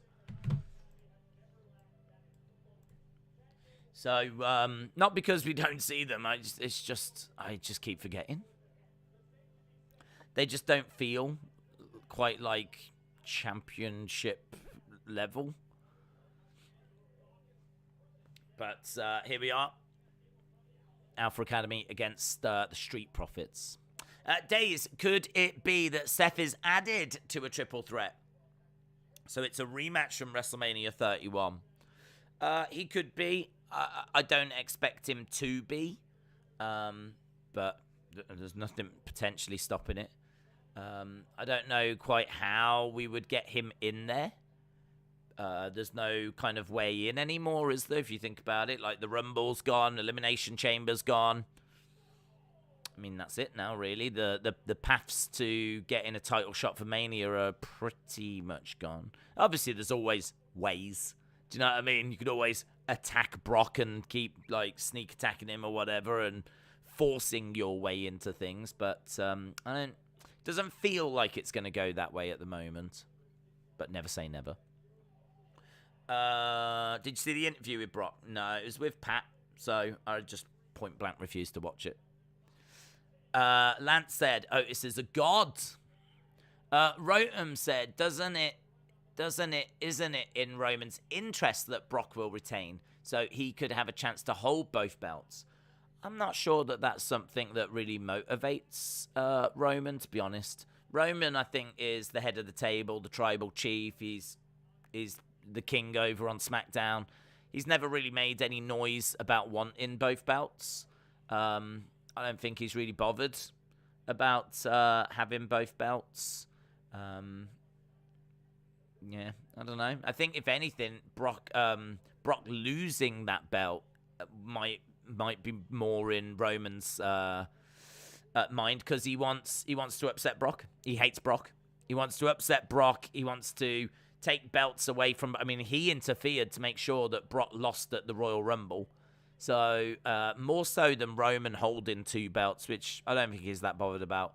I think he would like to try and deprive Brock Lesnar and take titles away from Brock Lesnar. We just had Dawkins going over the top, come crashing down on Alpha Academy, and they all go down. One way Seth can get in is he could say he was cheated at the Rumble. Technically, he did beat Roman by DQ, so he deserves a Universal title shot. I think we're past that now, to be honest. I kind of feel like, you know, for him to come out and go, I was cheated at the Royal Rumble, which was at the end of, like, it was a month ago now. He didn't make that noise before he went into Elimination Chamber. He just seemingly accepted it, didn't he, and went into the chamber. And now the chamber's not worked out. It would be a bit weird for him to go, do you remember at the Rumble when I was cheated? So, for me, that would be a little bit weak now. He had his opportunity to play that card, and I think that card had a limited shelf life, and I don't think you can really go back to it. I'm not saying they wouldn't, but I think that's been and gone now. Roman isn't going to drop the title till he breaks Brock's 3-year win streak and then faces The Rock at WrestleMania, says Jilly. AJ, shout out to you, bud, said, do you think Edge could possibly go on to face either AJ Styles or Austin Theory, or maybe even a triple threat with them at Mania? Absolutely. I would say those two are probably the most likely for him to go and face. I know there's a lot of people out there that want him to go and face AJ Styles. So in that segment, it's AJ that I'll be expecting to walk out. If Austin Theory comes out, I think that'd be brilliant. I mean, Edge, Austin Theory, I would be totally down for that match. Totally down for it. I think Austin Theory is someone that Vince sees a lot in, and has got a very bright future. And, you know, the opportunity to work at WrestleMania in a singles match I mean, don't forget, didn't Dolph have to wait? I don't know. I think he has done it now, but had to wait something stupid like 10 years to get like a singles match at WrestleMania. So if Austin Theory was to get one now, a singles match against a legend like Edge, that would be incredible. So yeah, I'd be down for that. I wouldn't mind that at all. The Vince McMahon rumor is true. Peacock is not happy with WWE, so they want Vince to have a match at WrestleMania, says Edwards. What? I don't understand. So WrestleMania is going to have Brock versus Roman, potentially Steve Austin coming back. Plus, it's WrestleMania and is sure to just sell anyway. But they want Vince to have a match. I don't buy it. That unless that's coming from like Sean or from Dave Meltzer, I ain't buying that. That doesn't make any sense to me. Like Peacock, I mean, I think the build for WrestleMania looks really good. And you know, if the rumors are true about Stone Cold, that's massive. Undertaker's going in the Hall of Fame, so he's going to be all over WrestleMania adverts as well. So I kind of feel like they are stacking WrestleMania. Like, the last thing you need is a boomer. Plus, I mean, from a health point of view, why would Peacock say that? Vince is 70-something. Why would Peacock turn around and say, we're not happy? We need that 70-year-old man to get back into the ring. Like, I ain't buying it. Unless that's coming from Dave and it's a bit of news that's like, you ain't going to believe this. You ain't going to believe this, but there's talk that Peacock want Vince to wrestle because they're not happy with... What? Not happy with what? Not happy with what? Not happy with a show that hasn't happened yet. What aren't they happy with? Do you think WWE should retire the women's tag titles because Zelina and Carmella have gone 2 months and have had no challengers? Should they retire them? I don't mind if they do retire them. I think they could book them better. You could just book them better.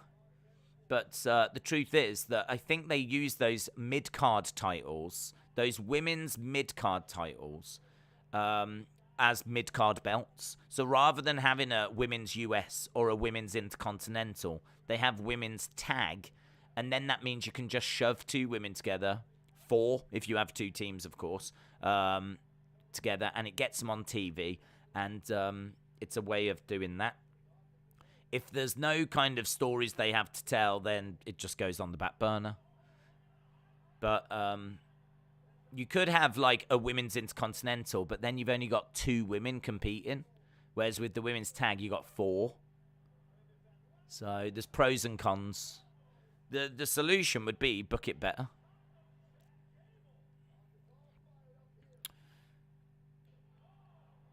Dawkins in there and is doing well against Chad Gable. Charging over, collides into Chad. Up top is Montez and Street Profits looking. Boom.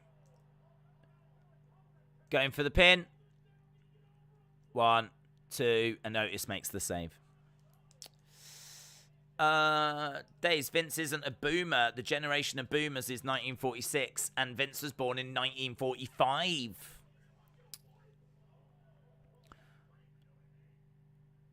I think actually, doesn't that make him a boomer? Isn't it? Isn't the boomer generation people that were born after the war? So, like, 45, where war is either done or is about to be done, I think might technically make him a boomer. But anyone over the age of 12 is a boomer to me. Lance says, no one wants to see Vince crusty ass in the ring. That's true. I mean, I could make a joke about I wouldn't mind seeing his crusty ass in the ring, but I genuinely don't. Otis comes crashing down on Montez. And there we go. Little bit of cheating by Chad Gable as he holds down the leg of Montez Ford. Otis comes crashing down. And Alpha Academy getting the win. It was all right. It was all right. Edge versus AJ is one of my dream matches, so I hope that we get it, says James. These are 4 guys trained at the Performance Center, says Robin. Harley said, if MSG is on TV, it needs to be Cody. It's just how will Cody lose while staying strong? I'm guessing Seth will be the opponent at Mania, so maybe Seth attacks Cody. But why would Seth attack Cody? Don't know, but I don't even know if that thing's on TV yet. I mean, it could literally just be a show at Madison Square Garden. They've built them kind of shows up before and promoted them. Here's Tommaso.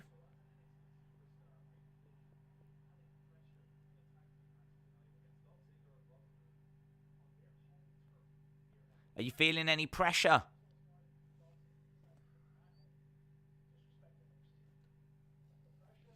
Dolph came to my home.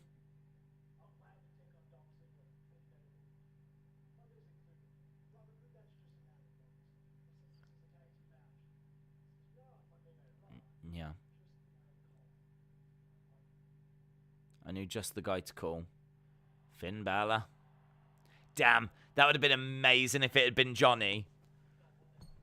That would have been amazing. I mean, Finn Balor is great anyway, but it would have been brilliant if it was Johnny.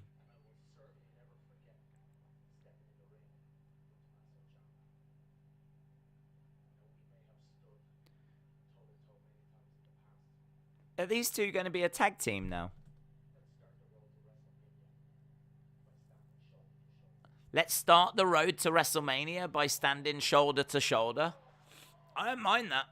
I don't mind a tag team of Finn Balor and Tommaso Ciampa. I mean, I'm quite excited by it, to be honest. I really would not mind this as a tag team at all. I wonder what would they be called? What would they be called if they are going to be a tag team now? What would they be called? Days told me LMK does not think I am funny and to stop talking to her. Yes! Stop! I did say that. Those are exactly my words. Did you hear Rick Grimes is going to be in the last episode? The town where they filmed responded eating dinner together, says Johnny. I must admit I expected to see him. I would have been surprised if he wasn't in the episode, so it wasn't right at the end. They've got movies they're going to throw over to, aren't they? So probably got to have him have an appearance so that you can help build up the hype for the films that are coming. I like that team, says Rico. Peacock aren't happy with the build for Mania. It's only just begun, and what's it to do with them? I don't understand. Nothing about that story makes sense to me, because we've only just started. Like the road to WrestleMania really begins at, say, the Royal Rumble. There's plenty of rumors out there about WWE trying to get Stone Cold. You got Brock Roman, all this kind of stuff. Like, and plus them trying adding Vince to the cards. As a 70-year-old, so Peacock's answer is to add a 70-year-old Vince McMahon. No, again, I don't know where it's come from. If it's come from Sean or Dave, then I'll start buying into that. There's something there. If it's come from anywhere else, no, I ain't buying it. David said, "Look how over Finn is. They are really not making the best of how over he is." Goldie Club sounds like a cool name, says Toe Claw Ryan. What do you think of the BTE situation where they took a dig at Jeff Hardy? I don't watch BTE, to be honest, so I can't really comment. If they've taken a dig, then I'm just guessing it would be a precursor to him coming in. I think him coming in is... it's done, in it. He wants to wrestle with Matt again, as Hardy's, and Matt wants to, be back in that team. That team is money. I can't see any reason why Tony wouldn't do it unless Jeff's asking for incredible sum of money. But with very few options out there, he ain't going back to WWE. He's left WWE on purpose. I think, to go to AEW. So it's all a precursor, I'm sure. Retro, I think we're gonna see. I think we're gonna see a little bit of lag, is what we're seeing. Oh, horrible lag. Bad lag. Hang on. Yeah. Wow, should be all right now. Little wobble. It's not happy, is it? It's not happy at all at the moment. Give me seconds. Okay, it's back. Nah, it's faltering. Okay. Hang on. Let me jump in the chat. Give me. Right, hopefully that's fixed. Hopefully that's fixed. I dropped the quality and I went onto a more stable router. So hopefully we are back up and running. Try and jump into chat. Should be fixed. I don't even know if I typed anything then, to be honest. Did I? Yes. Check me out. You haven't missed anything. We were just at commercial break. Yeah, I can't remember what we were talking about. We had lag hit. I thought we were talking about something quite interesting, but lag struck, unfortunately. Right, I need to change over this anyway. No more lag. Dirty Dogs versus Finn and Jumper. Yeah, I don't mind this tag team. I'm kind of into this team. Did you see the Young Bucks and Matt's promo on Twitter? They wanted him to pee in a cup for a drug test. So redundant. I really hope they're not going to go that way. I didn't see that, no. I don't know. I can't criticize it. WWE did something similar, and I didn't criticize it then, so I'm not going to criticize it now. The reason why I didn't criticize it when WWE did it was because I think it's such a big part of Jeff's persona is his struggles with substances and whatever. That if he was over it and he was in a good place, and WWE had said to him, "Do you mind if we use this as the storyline? We're going to use this to show people that you're in a really good place now." And, Sheamus is a bully. If he's going to bully you about something, this is what he's going to bully you about. I mean, it's hard to bully Jeff about anything other than his substance abuses and what he's been through. So that is what Sheamus would do. You know, if Sheamus wanted to hurt Jeff and say something to get at Jeff, that's what he would target, I'm sure. So I wasn't critical of WWE doing it, as long as it paid off and it led somewhere and Jeff was all right with it. I kind of thought, I didn't think they did it very well. I didn't think the way that it was handled was very good. But I thought it got a lot of heat onto Sheamus. I thought that people were talking about, quite engaged with that feud. But ultimately, I don't think it paid off well. It ended up in that bar fight. And do you remember Sheamus put the hat on top of Jeff? And when he took it off, Jeff's face paint was there. I mean, what? This is when WWE was it was doing video editing and all that kind of stuff, and it didn't have the restrictions of being in front of a live audience. I mean, that thing with Jeff didn't make any sense whatsoever. I mean, people looked at that and was, myself included, thinking, is this now going to be the arrival of Willow or whatever? So for me, I don't think they did it very well. You can look back and say it probably wasn't worth doing. But I didn't criticize them for it at the time, because I kind of thought, well, this is what Sheamus would do. This is what Sheamus would go after. He would go after the abuse stuff, the substance stuff. And as long as Jeff has gone, sure, I'm in a much better place now, let's use it, I was kind of like, okay, I'm not going to hate on this. It's fine. So, yeah, I'm probably not in a good position to criticize AEW if they're going to give it a go now. I'll just say the same. I hope Jeff's all right with it. I hope they do a good job with it. I think if there is going to be if anyone's going to have a go at Jeff about something, I think it's going to be that. Noah said, say what you want about the card, but the build to Mania has been awful. Lesnar won the Rumble, then the Chamber, and the WWE title twice. I don't know, to be honest. I mean, I feel like we've only just started the build.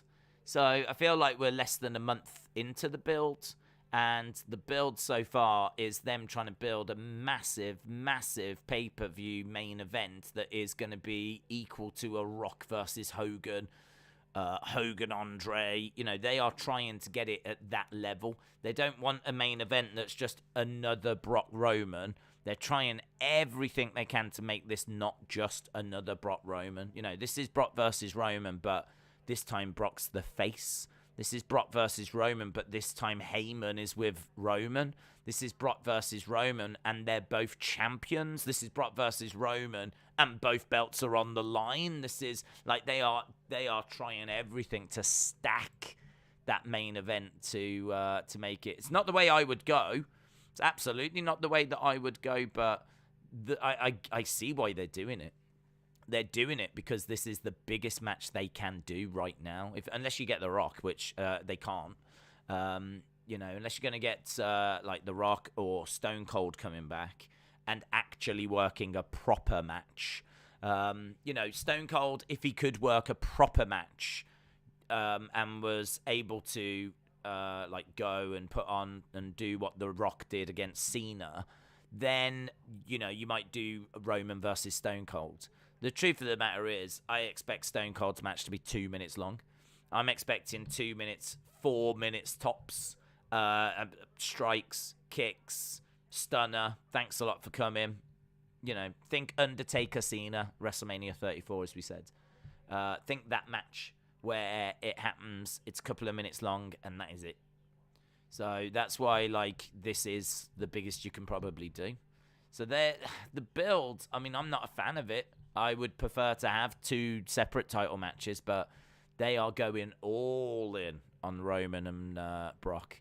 And so I think for Peacock to turn around and criticize the build, I would find that weird because, you know, this isn't something that's experimental.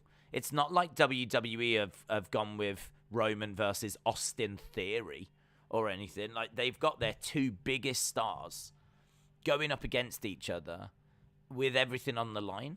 I mean, that's a big build. That's a big deal. I mean, it might not be what fans want, and as I said, I'm in that boat. It's not what I want, but I can recognize it's a big deal. And so that's what they're trying for. So, yeah, I mean, I'm struggling with that Vince news, to be honest, that Peacock aren't happy and they want Vince to come back. I just find that really weird. I think that just strikes me as nonsense. But who knows? Might not be. If Sean's tweeting it out, or WrestleVotes, or Dave, then I would pay it some attention. Matt said Peacock have demanded an over 70s division for the Intercontinental Championship. Front row spectating not advised. An over 70s division, could you imagine? There's been a bit of talk that we've had on streams before about potentially a Legends belt, which I wouldn't mind, but tricky because, you know, how many Legends are available, who would be able to compete for it, but it would be quite exciting. Maybe you could do it just at the pay-per-view shows. So it only gets defended at pay-per-views, and you have, you know, it's always a mystery as to who it's going to be. So you could have X-Pac as champ right now. Who's he going to be defending against? Could be anyone. Any legend that's not on the active roster. It's anyone that's not on the active roster. And you know, that could be interesting. I wouldn't mind that. As long as the people come back and work, and they're not emptying out the ring and they're just awful. But that could be fun. But I don't need Vince. Big money match, Brock Lesnar, Roman. Why would Vince fight again? Days Cody to make a 3-man team with the Dirty Dogs and become their leader. Could do. It might be quite nice to use Cody to help get some people over. I mean, Dolph is... I mean, these two... I would say they're over, but they're not really. I mean, when you walk out to no reaction, it doesn't really mean that you're over. Even though Dolph, on his own, if he was to have like a solo match, I think he would be. I don't know if Robert Roode ever got over, actually, on the main roster. I mean, when he was in that tag team with Chad Gable, I don't think they really connected. Roode, I think, was having a little solo run when he was Bobby Roode, and I don't think that ever really connected. Yeah, but I mean, Bobby Roode is a good wrestler, but I don't know. He looks and seems to be occupying the Zack Ryder role. Dolph coming in and stopping Finn. Tommaso in there. Tommaso gets thrown over the top by Dolph. Clothesline by Finn as Dolph goes to the outside. Big spine buster by Robert Roode. And shoulder up by Finn. So Finn in the ring. This is our second tag match. Is it in a row? We only had the 2 tag matches so far. Don't think we've had a singles match yet. The Rock has confirmed that he'll be coming to WWE sooner than later by tweet, says Peter. Austin said, I would rather have Cody versus Randy at WrestleMania. That makes a lot more sense than Cody versus Seth. They very clearly didn't know what they wanted for Mania or how to get there, so they threw every idea at the wall and nothing is really working. Looking bright and shiny, a navy charcoal beanie with the occasion. Why so spruced up? I don't feel like I am, to be honest. Finn Balor and Tommaso getting the win. So, good work for this new team. And it's Tommaso's music that plays at the end.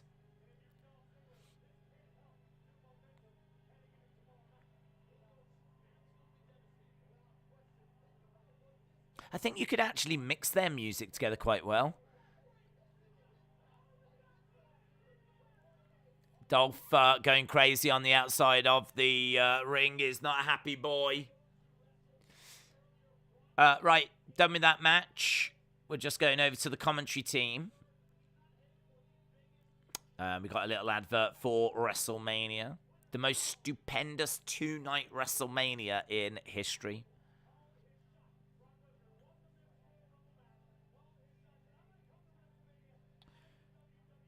Right, we're just getting a shot of the crowds.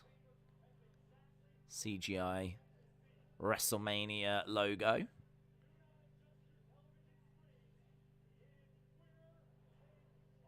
Winner take all.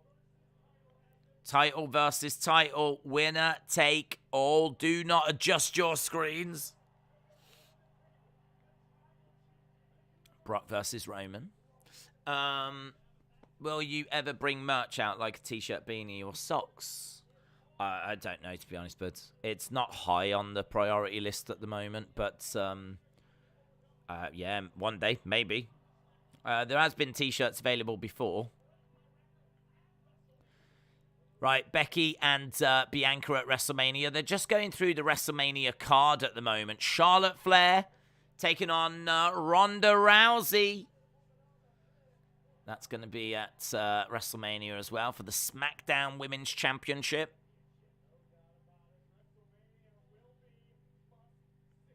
WrestleMania will be must-see. And here comes The Miz. Here comes The Miz. I came to play. Miz making his way out. The Weekend. Miz's tag partner is Via, says Chris. Oh, I hope so. I hope so. Are we for sure getting Randy versus Riddle? No. No, not for sure. Cody Rhodes. What do you think main event? Oh, yes, that's what I was answering, Shola, when that lag hit. Yeah, main event night one, I think it will be Charlotte against Ronda. I think Bianca main evented last year.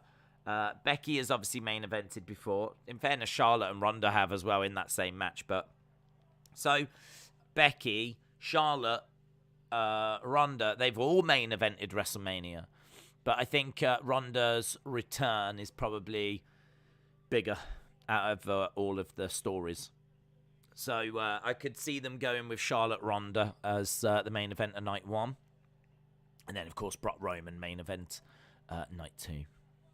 Philip, shout out to you, bud, says, would you want Cody to be a surprise and just randomly show up? Or would you want WWE to announce when he will show up to get everyone to tune in to watch?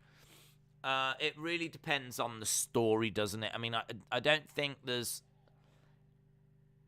it really makes too much difference. I know people will say they want the surprise, but we know he's coming in. The surprise has been ruined. It's just when.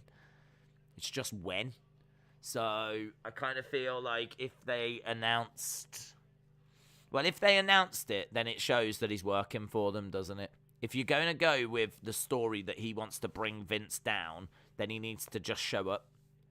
And maybe in the crowd as well. I think I would do it by a surprise because I think I would need to do it by surprise to tell the story I want to tell.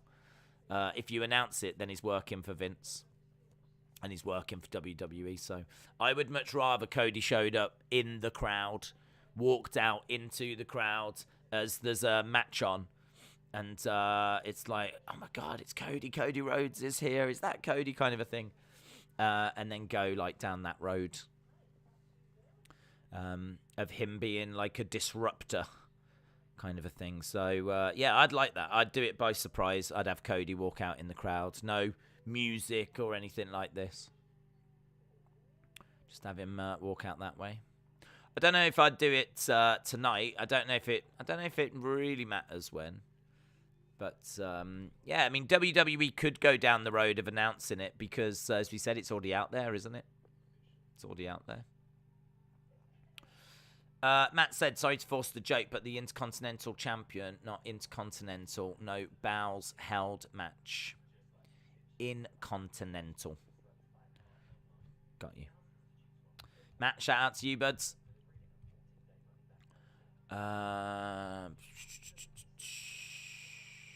Retro D-Man said, Cody versus Triple H or Shane, Battle of the Hungry. Cody versus Triple H or Shane. Yeah, I mean, look, there's a lot of people saying they wouldn't go down that road. There's a lot of people saying that they wouldn't do, because it's already been announced and we know that he's been talking to Vince, that they wouldn't do him against Vince. But I've got the ability to separate them. I've got the ability to separate the two. I think it's still, you can still touch on things in real life. Like, he did leave to set up a rival company. And I feel like that's got to be brought up somehow. That has got to be part of his coming in story somehow. So, I mean, look, we'll see. We could sit and talk for hours and hours and hours and hours and hours about how we would bring Cody in. And I'm sure channels have been doing that exact thing, how to book Cody Rhodes kind of a thing. But I don't feel like we're too far away from finding out, to be honest. There is a good chance that it happens tonight. So we'll see. We'll see where we are by the end of the show.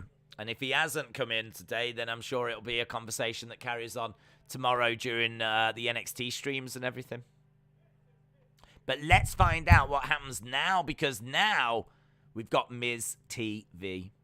Welcome, everybody, to Miz TV. I have not seen the news that Cody is 100% going back. Has that come out, or are we still just speculating?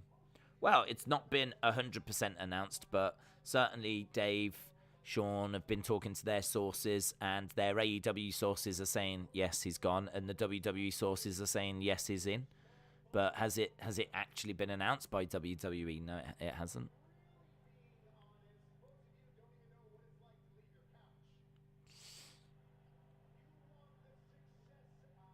You want the success I have, says Miz.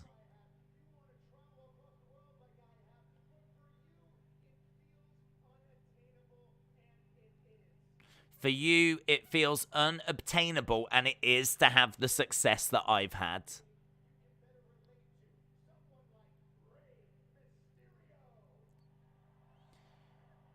Which is why you like someone like Ray that you can better relate to.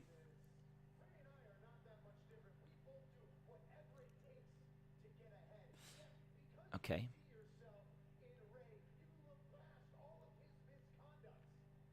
Because you see yourself in Ray, you look past all of his misconducts.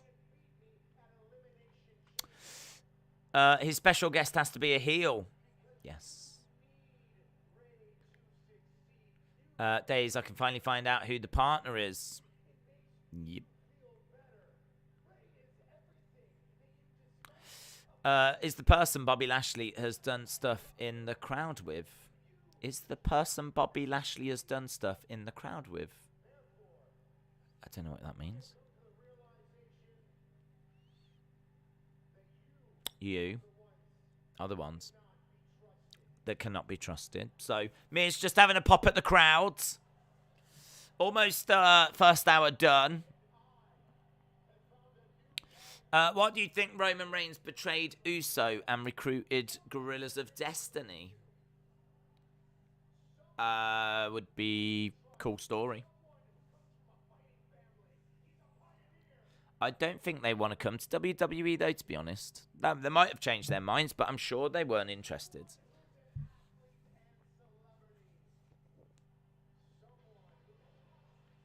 Here's so Rey Mysterio and Dominic interrupt him. Oh, look at that. We've got a French tuck by Rey Mysterio. Rey Mysterio taking a leaf out of Tuck's buck. Yes. Look at that. Brilliant work by Rey Mysterio. Showing off the French tuck. One side tucked in, the other side left hanging out. Absolutely brilliant work. Takes me back, that does. Takes me back.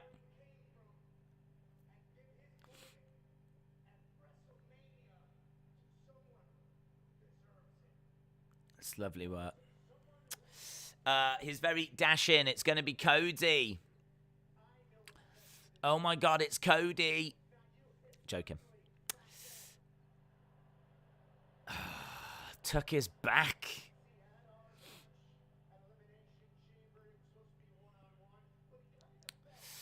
The Tuck is back. It's very exciting. Very exciting. We don't have the Tuck emoji anymore. Damn it. There's probably a lot of people that don't know about it anymore. So that was a damn big part of this channel.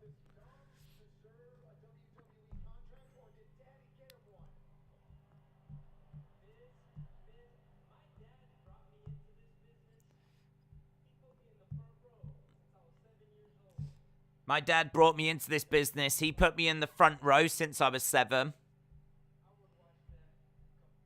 And now at the age of 12, he's actually wrestling.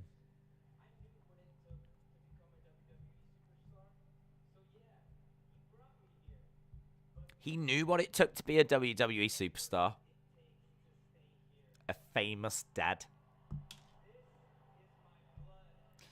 This is my blood. This is my family. Gable Steveson is a guy meant by Bobby stuff in the crowds. Oh, I've not seen him.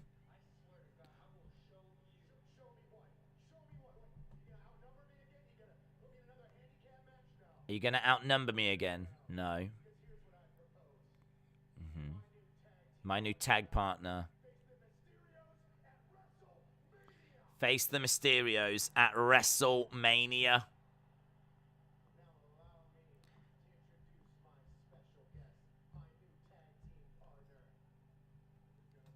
I mean, if it is who's rumored, I ain't crazy about it, but he has at least fought. So, Logan Paul. Logan Paul is here. I mean, in all fairness, Vince must have, and he's drinking. He's drinking his new drink. The heat that Logan Paul got was nuclear. The heat he got was nuclear. I think he knows what to expect now, doesn't he? He knows that people are going to hate him.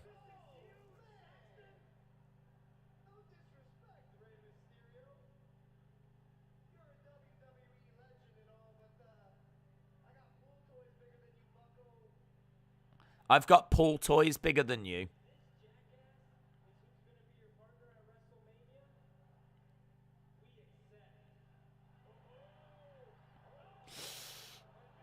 I mean, straight up, I would take Logan over Dominic. I am not a fan of celebrities in matches, but Logan Paul against Dominic Mysterio, I think, is a one-way massacre. And not for WWE. I'd rather Cody be in a singles match. I'd take anyone but Logan Paul.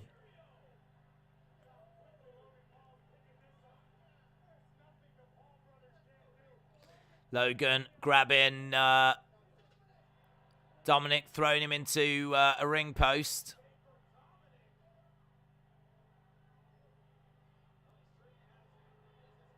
Boos for Logan Paul. Not as nuclear as they were before, but he had crazy heat.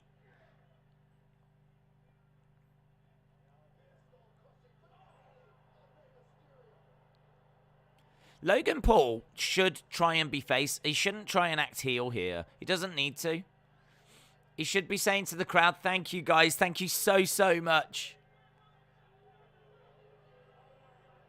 Still got boos though. Look at this.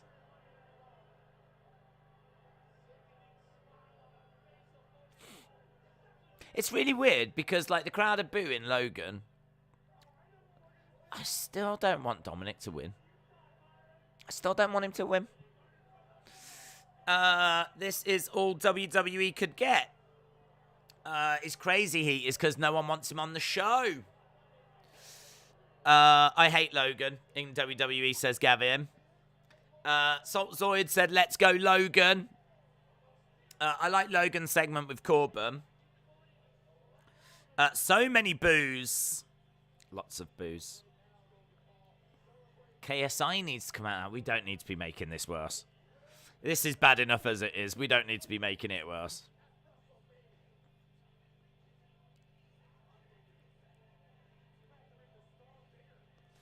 Miz says, that's where we're going, baby. And they point to the WrestleMania sign. Logan Paul will wrestle at WrestleMania.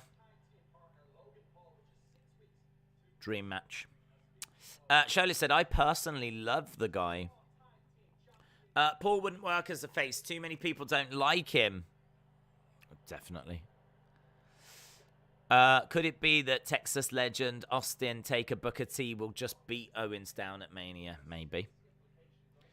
I mean, I do think there'll be a match, but it could be that Kevin Owens can't win that, can he? But I wouldn't be surprised to see some other legends come down at the end. That was awful and boring, says Sam. When was the last time The Miz had a singles match at Mania? Oh. Not sure, to be honest.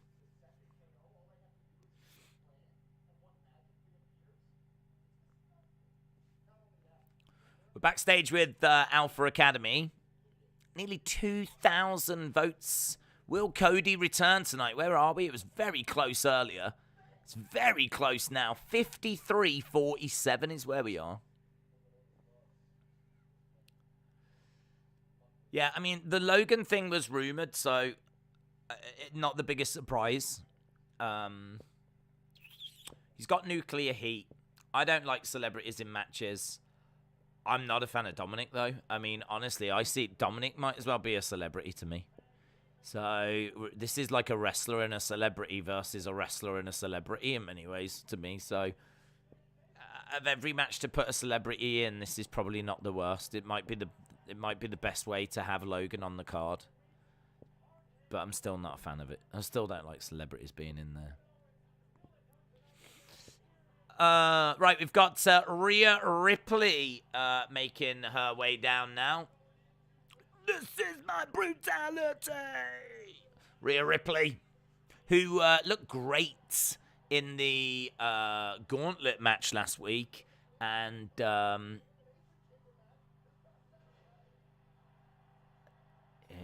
here she is. First ever NXT UK Women's Champion. That's nice. Signature move, Riptide. Won the Raw Women's Championship at WrestleMania. What can they find for her at WrestleMania? Oh my God! She's facing Nikki ASH again. How many times? How many times?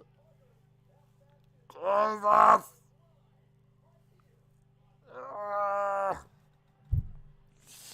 Okay. Days, are you surprised that Orton and Riddler are still a team? I'd have thought they would have split by now. Suppose I am, yeah. Suppose I am.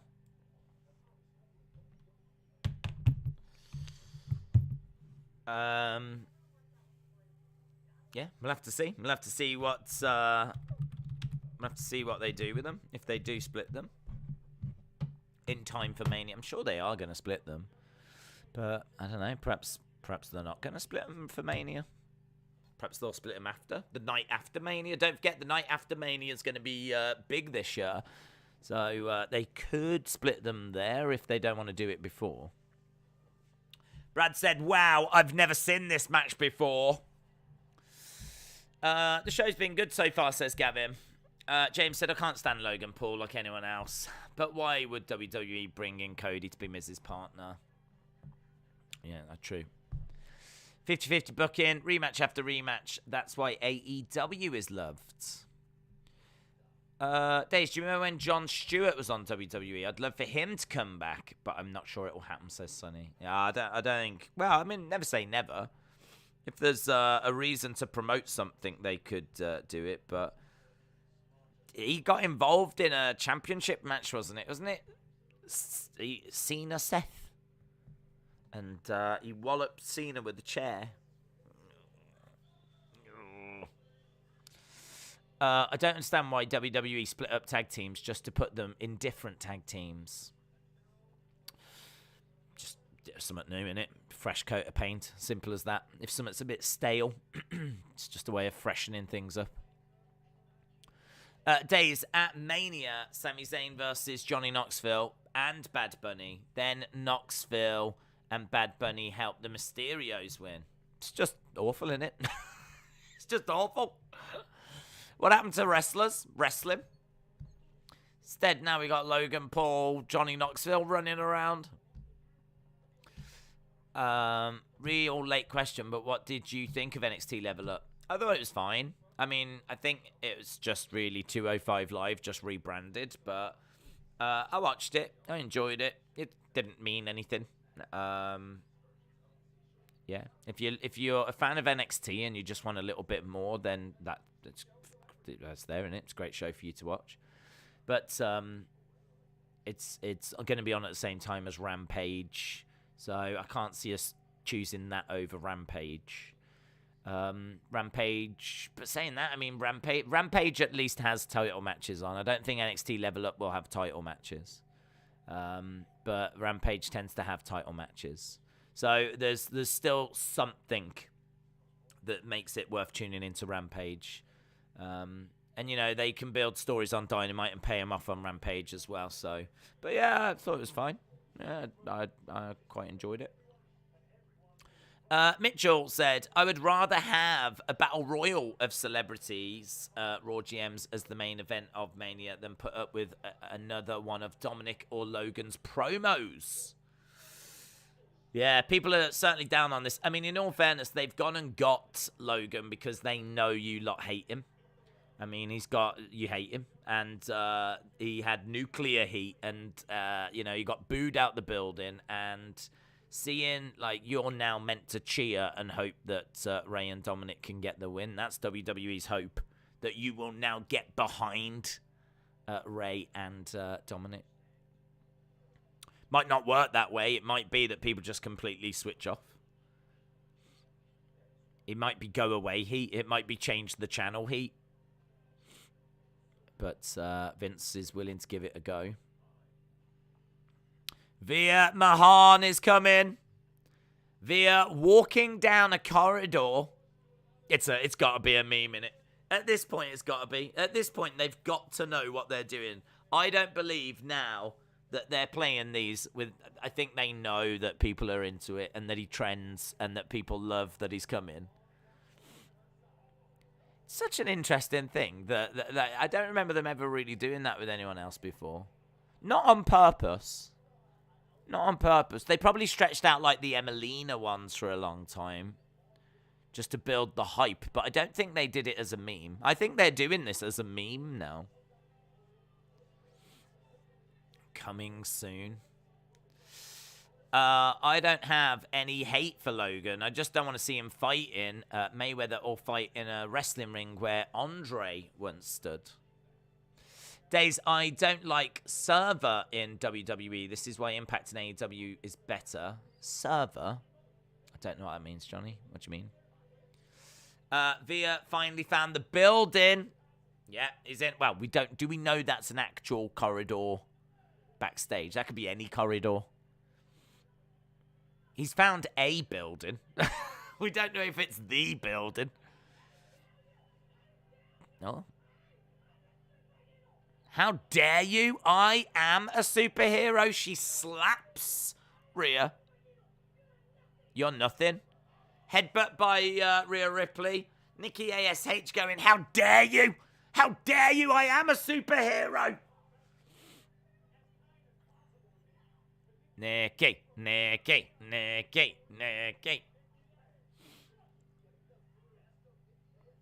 She does keep getting the better of her. Poor Nikki. Veer is nowhere near, but he's coming to WWE soon in the future. Veer is already there every Monday at the buffet table. Don't blame him. Don't blame him. Apparently it's very nice, the catering.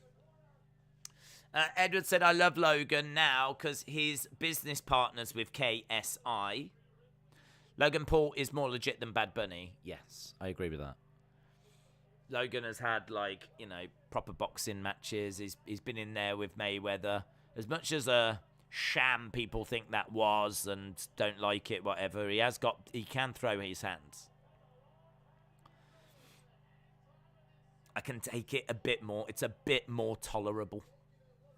It's a bit more tolerable. And as I said, I mean, I'm not moaning about it, which is really weird. I'm not moaning. Guys, this needs to go in the diary. No moaning from me. If there's one way to use a celebrity, putting him in a ring with Dominic, I think is probably the best way because, as I said before, I don't see Dominic as being legit. So...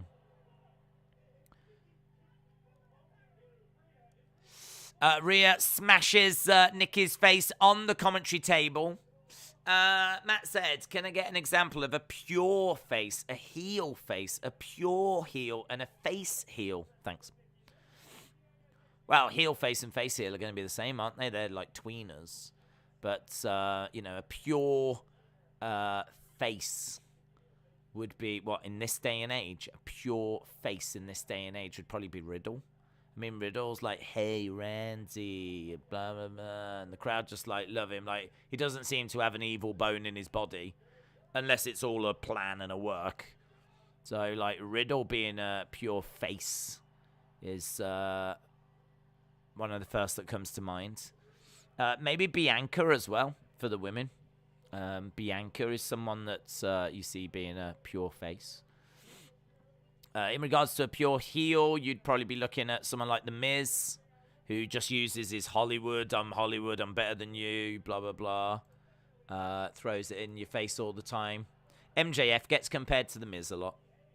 So I'd say The Miz. And then like a tweener, someone that kind of floats in between. I mean, I would say Randy because he's done both. But he's not really floating in between at the moment. Although we are looking at him going, are you going to turn now? Are you going to turn now? When are you attacking Riddle? Are you going to turn now? Undertaker. Next. That's just going to be the video package, is it? Is that just going to be the video package? It says Undertaker next. That's surely just the video package. Mitchell said, how long is Via's walk? Get the man valet parking. That's true. He deserves it. Been waiting forever. Undertaker. Yeah, I don't think he's coming. I don't think he's going to be on the show, is he? Is he? We'll find out. It's going to be the Taker package. Days, it's been quite long ever since I've been here. Asana, shout out to you. AJ is a tweener, says David. John Morrison returned to AAA, and his new name is John Superstar. John Superstar. John Superstar. Is it not Johnny? Because he's been Johnny Nitro, Johnny Mundo, Johnny Superstar. Fair play. Who would you want to see Bobby feud with next? Just want to see him get back and healthy, to be honest. Get him back, and then. I mean, he doesn't have the belt, so I don't know. You see, it's so difficult, isn't it? Because I don't know what we're doing with the belt. I don't know that I would really want to see him feud with anyone unless it's around the belt. And if it's not going to be around the belt, then what is the reason for him to feud with anyone? Like, you'd need a reason as well. I mean, you could say AJ, because it'd be a great match, or Finn Balor, because I haven't seen Finn in a while, like Bobby versus the Demon, or... I mean, there's people that he can face, but why? Why would they be doing it? Gable Steveson, but then that's a big match for Gable Steveson. If Gable Steveson comes in, that's too big. That's like, Bobby should be a bit of an end boss. So, I wouldn't do that. I wouldn't do Gable Steveson. But, yeah, I don't know. For me, he still needs to be around the title. Do you think this has been a weak first hour? It is Johnny Superstar. That makes a bit more sense. Do I think it's been a weak first hour? I think the show's been all right. I mean, look, they've given you Logan Paul. You might not like it, but it's a big thing, isn't it? When we look back at the video packages of WrestleMania, this will be something that makes that. I always think that. I always think, like, is this, what I'm watching now, is this going to be used in one of those video packages? Because if it is, then this is a significant moment. And you've got to say that Logan being announced as the Miz's partner and being announced for WrestleMania is a significant moment, whether we like it or not. And so it's given us that in the first part of the show. A couple of tag matches were a bit flat. We got the Brock segment. I kind of feel like it's been all right. It's been, it's been fine. It's been fine.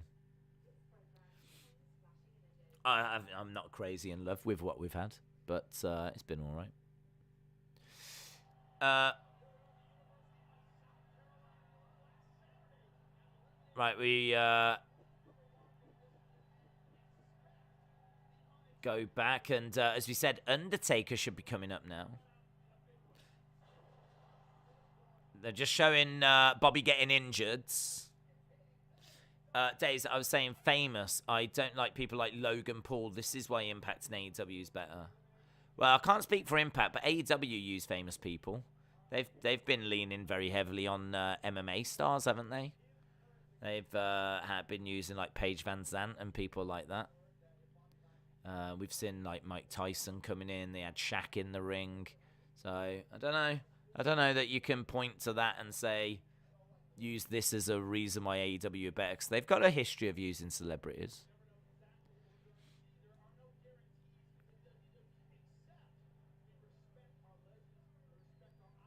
We respect our legends. We respect our idols. Hall of Fame. Yeah, it's the video package. Cheeky, that is. Coming up next, The Undertaker. People stick around after the break, and this is what they get. I don't think Logan wrestling is bad. First of all, he's facing a person that's smaller and Dominic. It's a tag team with The Miz, and Logan was a wrestler and now a boxer. Yeah, I mean, I still don't like it. I'm still not a fan of it. I ain't going to moan about it because it's far from the worst that I've seen. An example of a celebrity in wrestling. As I said, if there's any way of bringing a celebrity in, this is probably the best circumstance you could do it. So I ain't moaning about it. But I do think that, you know, if you want to get Dominic over and Ray over, then they need to comprehensively be beating Logan, because they're meant to be, certainly in Dominic's case, people that have, like, spent their lives, basically, and, like, dedicating themselves to learning the art of wrestling and, you know, painful submission holds. And I've said before, I think about the Heart Dungeon. You know, Stu Hart used to have people screaming, used to have them crying, used to have them throwing up with some of the moves that he could put them in, like working pressure points and all of this, like really targeting nerve endings, and like the pain that you can put someone through with different holds is immense. Like, it is honestly immense. And I just kind of think like these wrestlers are meant to be, you know, they're meant to know those techniques and be even further down the road. So someone like Logan stepping in there, he should be stepping, even against Dominic and Ray, he should be stepping into a real lion's den. I know they're not known for their submission holds, but they should still know them. They should still be aware of them. They should still have a knowledge of them. I mean, this is what they do for a living. So, that's why I'm not the biggest fan of like celebrities coming in. But as you've said, you know, there is a size difference. So from an optics point of view, it doesn't look bad. And you know, Dominic, I just don't think too many of us have got confidence in him anyway. So if there was any way to bring a celebrity in and have them do a match, this is probably the best you can ask for. So it's Johnny Superstar. I just forgot to put it. Also, Impact doesn't use celebrities. Fair play to Impact. They get a tick, a nod of appreciation from me. That's big. I don't give that to everyone. WWE is entertainment with wrestling. WWE is still making more money than AEW, even with shows that might be that well. WWE is making more money. That's undeniable, yeah. I mean, in all fairness, though, they did have like a 50-odd-year head start. But, and you are right, they do cater to a different audience. It is fruitless in a way to compare them, because they do cater to different markets. Like WWE is for the casuals, is for mass market, whereas AEW tends to be more wrestling focused. And I think, you know, it wants to be mass market, but I don't know that it's as focused on that as what WWE is.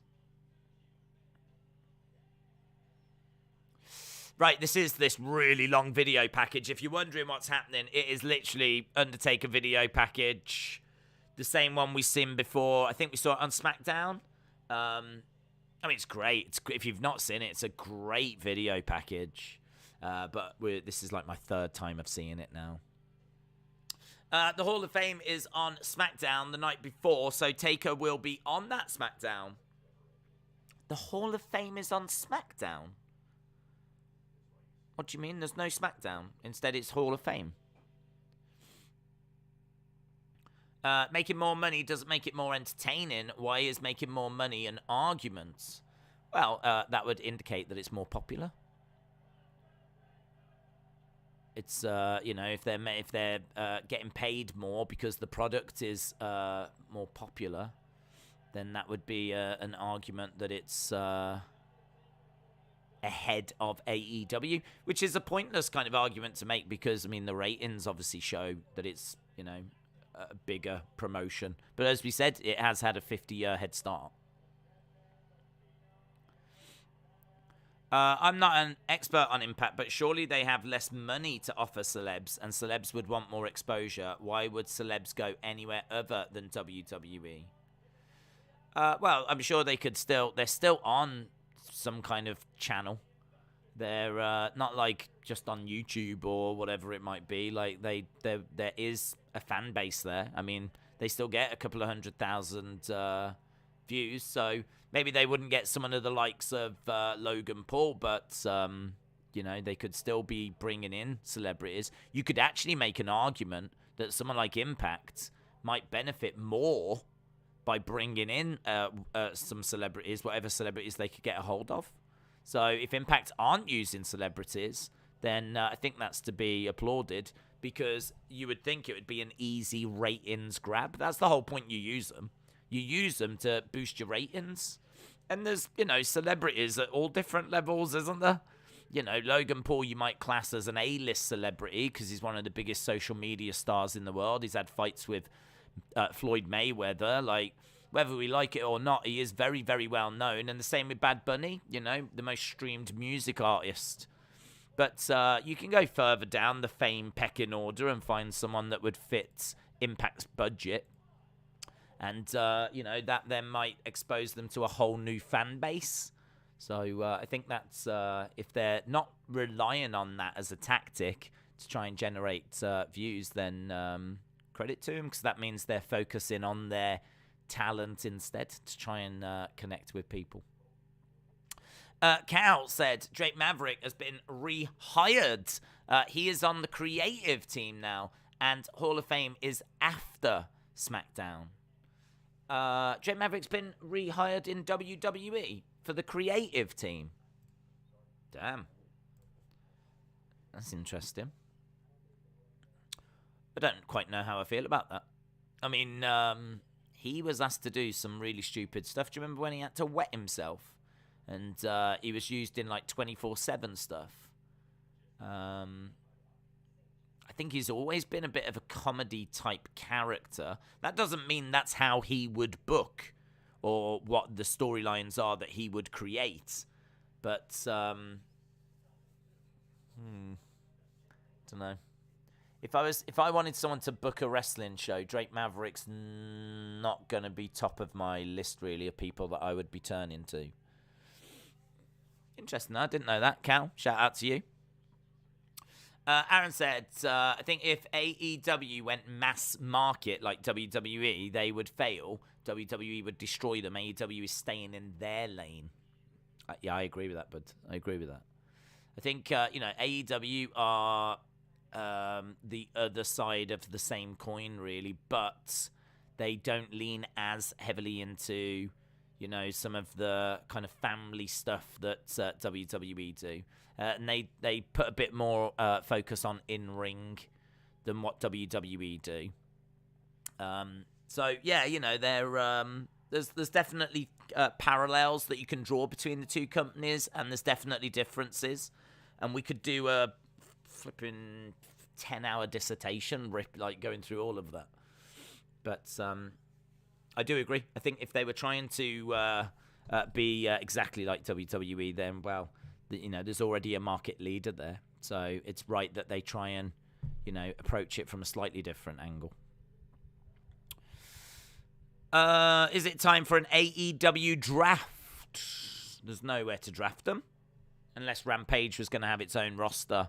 But I think its time slot's not good enough to warrant its own roster. Halftime scores. Yeah, do the halftime scores. Pop them in. We are at the halfway point, so put in your halftime scores. I'm a Hogan fan, but I have to admit he had a hand in Impact's downfall, says channel name.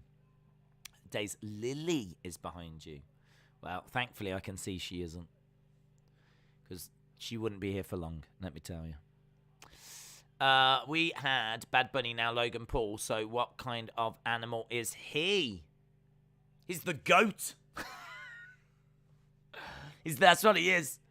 He's the goat of cringe YouTubers.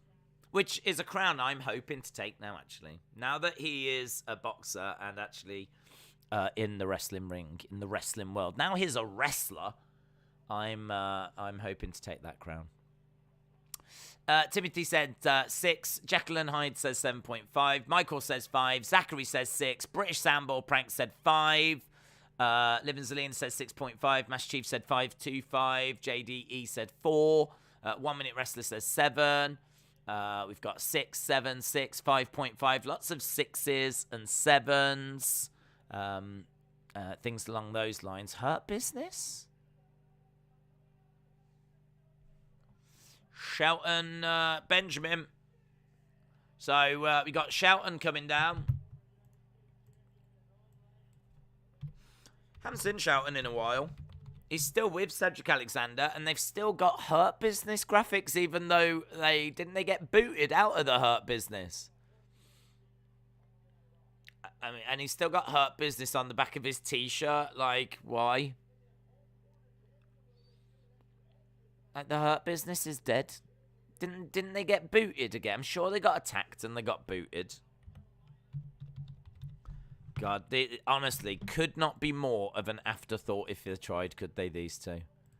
I mean, so far down the pecking order that their gimmick is, like, clearly stale. Sam says, Days, Hall of Fame is on after SmackDown the night before Mania. Thank you. That's going to be interesting, isn't it, man? That's going to be... So we got to do SmackDown, and then we got to do Hall of Fame, and then we got to get up on Saturday and early on Saturday for NXT. And then we got WrestleMania. And then we got WrestleMania Day 2. I mean, already I know there won't be... Whatever UFC's on that weekend is going to have to suffer. And so's the Premier League football, I think. Yeah, crazy. Mitchell said, I thought the Hurt Business broke up. I'm confused. Oh, don't be confused. I can answer this for you. So, Shelton and Cedric are two superstars that Vince, I think, forgot existed. They've done absolutely nothing with them. So, their only graphics they've got and ring gear they've got still says Hurt Business. And so, they've wheeled them out there. And I should imagine they were probably in Gorilla when Shelton was like, this still says, like, Hurt Business on the back, and the graphic still says Hurt Business. And Vince was probably, goddamn pal, no one will notice. And that's it. Nothing to be confused about. These two just, honestly, could not mean less. The absolute bottom of the totem pole is where we are with this. Mania week is flipping insane, says James. Rye said this has got DQ written all over it. Harley said Mania has got Brock, Ronda, Edge, Logan, Knoxville, potentially Stone Cold, potentially Cody. These are big stars in or out of the wrestling world. I don't know how Peacock can be unhappy. I don't know where this news has come from. I don't know that they are. I don't know if Uncle Dave has said this. Yeah, Cedric Alexander popping up. Big right hand by Damien Priest. Shelton Benjamin planting Damien. 1, 2. Kick out by Damien. Sonny said, I know what Nolene's dress looks like. Oh, yeah, that is... that's tomorrow, isn't it? The community has got a wedding. A big... it's the night before. Yeah, Patrick O'Neal and Nolene have been together for a long time. They're getting married tomorrow. We've got the Wrestling Escape Pod tomorrow. And it's a wedding special. So if you want to send a message to them, record a little video and send it over to wrestlingdays@gmail.com. And we'll try and play all of them. It depends. I mean, I'm expecting to get flooded, to be honest. I know what you lot are like. You'll want to share your good thoughts and your good, best wishes to him. So we'll see. I am expecting to get a lot. So feel free to share your messages and send them over, and that'll be on the Wrestling Escape pod tomorrow. Damien Priest planting Shelton and getting the 1-2-3 here. So Damien Priest getting the win. If McMahon gets in the ring, wouldn't his opponent have to be Rhodes, says Ultimate Mix. His opponent would have to have a spare oxygen tank, I know that much. Who's he calling out?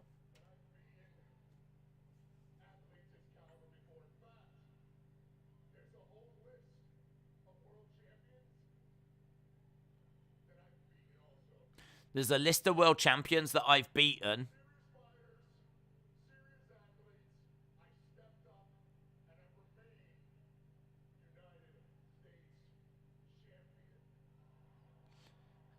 Serious fighters, serious athletes have stepped up, and I've remained US champ.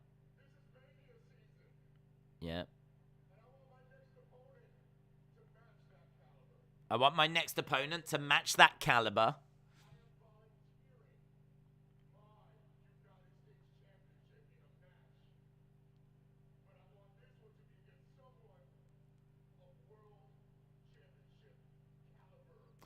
Okay. He wants to defend his belt next week.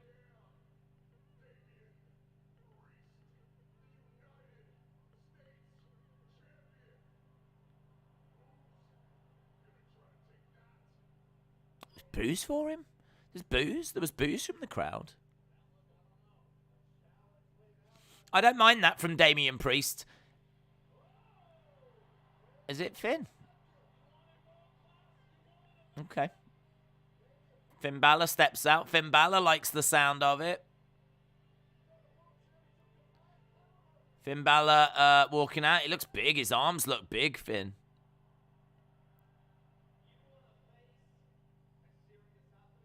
You want to face a serious athlete? You want to face a serious fighter? You want a world champion level opponent? Sounds like you're talking about me. Ooh, someone thinks a lot of themselves. Careful what you wish for. Split personality man versus split personality man. That's what we've got here. Imagine if Damien goes into his Damien side. I don't know how Finn would get into his demon side. But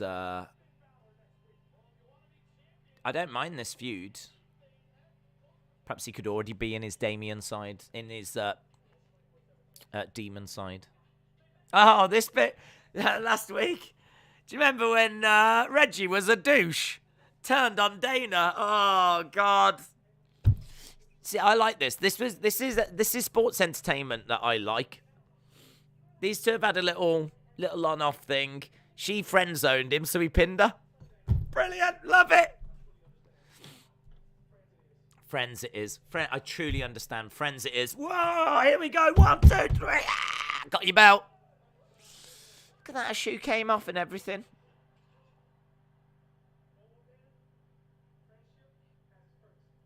Friendship has its perks. Look at her just down on the ground, God. Boo! It is Reggie! Ah, look at him. All in red with a green belt. Oh, that guy's clapping. That kid's confused. That kid doesn't respect women. That kid does not respect women. If he respected women, he wouldn't be applauding Reggie. I think that kid will regret that later on in life. Reggie. I hate that kid. I hate that I've just seen a child that does not respect women. Boo! That's why you don't play your man, ladies. This show has been really bad, says David. Ledger Killer says Reggie. Lone Star Friend says nice flip. Sonny Wolf says down with that kid. Yeah. I mean, I don't want to get political, but I think that kid is worse than Putin. I'm putting it out there. That kid, boo! 1987 Big Fan said Reggie did the right thing. How can you say that? Surely the right thing was to keep working on Dana and hope that you could wear her down, and in a moment of weakness, she, maybe makes a miscalculation, goes a little further than she wanted, and then you can destroy her relationship with whoever she's with and potentially get with her, and so you end up getting what you wanted in the end anyway. Surely that was the right way forward, not pinning her. Instead, just putting her under immense pressure till she cracks. That's the right way forward. Reggie is better than Dana. How dare you? How dare you? Shaquem said, we boo kids now. Now? What do you mean? That's been an absolute cornerstone of this channel. I'm pretty sure from my very first video, I'm talking about Royal Rumble 2016, and at some point I turn around and go, kids! Boo! Pretty sure we've been doing that from the start. Lance said, this is a disgrace. Cancel culture will cancel that kid. I hope so. I don't like seeing it happen to people that don't deserve it, but that kid does. British Soundboard Prank said, I support Reggie's decision. Never let them lead you on. Are you going to get 2K22? And if you do, on GM modes, well, let me stop you there, because right now I'm not. Right now I'm not, because I've not been massively impressed with the trailer. I've not really dug much deeper than that, although I was told that IGN got their hands on it, and they said that it was fun. So, we'll see. We'll see. From what I saw from the trailer, I was like, it wasn't impressing me. But I do like the fact GM mode's back, and I am interested to see what the score comes in at. Once IGN actually get the game and score it, if we're 8 or above, then I'm interested. If it's like 7 to 8, then 7 to 8 is one of those where I might just wait for it to come down in price, and then I might get it. If it's less than 7, I've got to say this is another bad year. I mean, to wait 2 years for a game to be like 6.5, I think that's another bad year. So we'll have to see what it comes out at. But I'm told that IGN got their hands on it and they thought it was fun, so that would point towards it being a positive score. So we'll see. You should stream it. I don't know. At the moment, I'm not even getting it, so. Lily is behind you again. I can see that she isn't. I'm really worried that you are actually seeing Lily behind me. Have a lie down. I think there is. I think you've watched too much wrestling. I think that's what's. It can happen. It can happen. You've got Lily-itis. He's here to get some off his chest. He hates women. Yeah. First.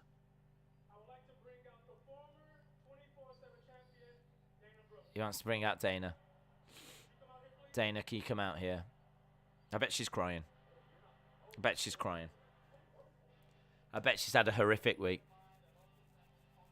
I could not tell you Dana Brooke's music if I tried. Not a clue. You could play me 2 pieces of music and ask me which one is Dana's. I would definitely get it wrong. I ain't got a clue. Look, she's coming out. She's like, what's this? What's this? Kyle said, I heard there is no mid-card titles in the GM mode. Oh. Well, that reflects real life then, because there's pretty much no mid-card titles in WWE. Ask Shinsuke. He didn't defend one for about 5 months. It's very realistic then. I was very supportive of you. I cared for you. Maybe more than just friends. What? But you just wanted to be friends. What? I lost sight. I saw an opportunity and I took it. IGN reviews are more fake than Dom's promos. Got to go with Summit though, haven't you? And I'd do that. I'd probably go with that over like wrestling YouTubers that, you know, just literally live for the success of that game.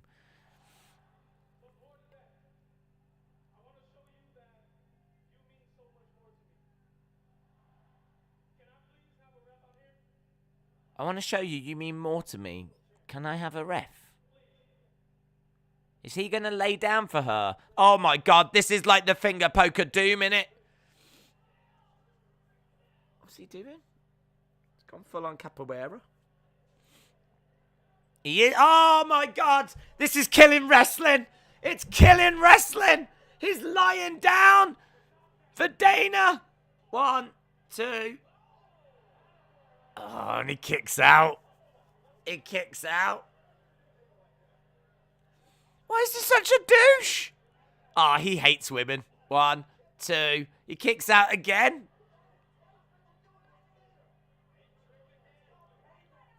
Why am I out here? It's because he loves you and he wants to lie down in front of you and he wants... Ah, she kisses him. She kisses him. Oh, you can see all her hair extensions. So, did his plan win? Hang on, did Reggie win? He lost the belt, but I think Reggie won. She's got the belt back. Well, she can't trust him now. I mean, that's it. She needs to just run away now. Oh, are they going to get together? Tozawa's like... to Tamina. Tamina's just staring at him.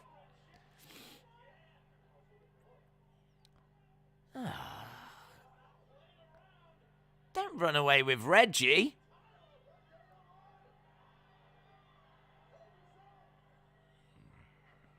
Unbelievable. Look at those extensions. Yeah. I didn't realize. I don't know. I mean, I've never really thought about how extensions are applied. But they were like properly like stuck onto the head like squares or something. I don't know. Never seen it before. I've never had them. Reggie is the MVP. Isn't Reggie married? Details, schmetails. Do you think The Fiend will return? I don't think so. We do have a new champ. She won with a kiss. I mean, in all fairness, I could see him, like, messing around being a douche. And then I could see, like, the fact that she's kissing him, if he's got feelings for her, distracting him to the point where, you know, he momentarily is like, what? And then, like, gets pinned. So, in a roundabout way, I can buy that segment. I mean, it's silly. It's definitely silly.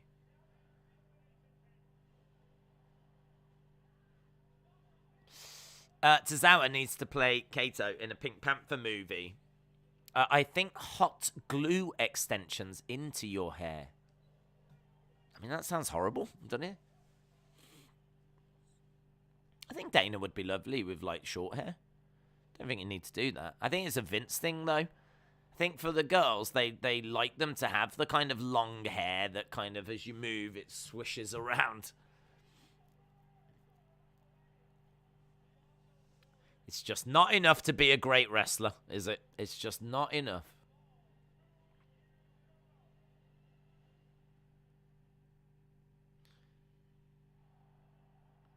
Right, we're going to Bianca. Here's Bianca. Did you see Dewdrop saying live gone. When is Jeff Hardy joining his brother in AEW? Don't know. So, I mean, apparently there's some mention of him on BTE, so got to think it's going to be sooner rather than later. Here's Bianca. So we know Bianca is on a collision course with Becky. We are running out of time for Cody, but if Cody's going to arrive, it's going to be right at the end, isn't it? If he's going to arrive. Dun dun dun dun dun dun dun dun dun. Dun. I never needed you at all.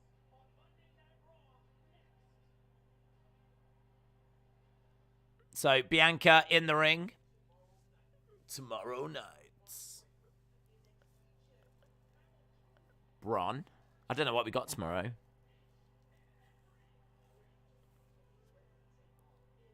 He's ready to take on anyone.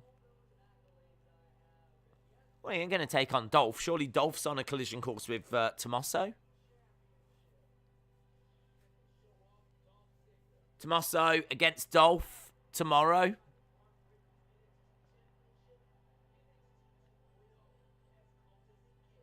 Not great ratings last week, though.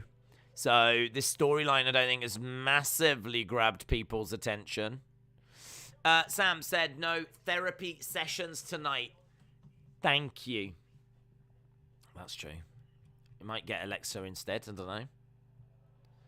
I would like to see Alexa on this show. I'd like to see if there is going to be any development or what's happening, to be honest. Who is stronger, Bianca Belair or Jade Cargill? I don't know. I have no idea. I don't know what either can bench or anything. I don't know. I mean, looking at the size of them, you might think Jade seems to be bigger, but sometimes that's not the best indication of power and strength. But I would, if I was a betting man, I would go Jade. I think she's got a bigger frame than Bianca. And that could come into play as well. Off subject on WWE, but on a scale of 1 to 10, what would you rate the Winter Olympics? Probably about 5 or 6. I mean, that sounds really low, but I think that it's fair, because it's not that I didn't enjoy it. It's just that it's different to the summer ones. The summer ones, there's so much that happens, but the winter ones, there's not as much that goes on, and there's times where there's just like 1 or 2 things happening, and if you're not really into those 1 or 2 things, then you have to wait a little while, like an hour or so, till the next 1 or 2 things happen. And by and large, then you'll be into that. But there was quite a bit of stuff that was kind of going on that was, I don't know, kind of. I had a few people saying there was just a lot of sports they weren't really that bothered by. And again, like if a lot of what we were watching was like ice hockey and curling. If you weren't into either of them sports, it'd be even less for you then. But we saw some great stuff. I mean, it was great seeing Shaun White step away and his final run. It was great seeing the Great British Curling team win gold. We saw a world record get broken on the speed skating. I enjoyed the speed skating. I enjoyed the cross, the snowboard cross and the ski cross, which is like racing, 4 people going up against each other. And we had some fun polls that we were trying to predict who was going to win those races. So we had fun with that. Ice hockey was great. We watched quite a few ice hockey games. That was brilliant. Curling, I already mentioned, was a lot of fun as well.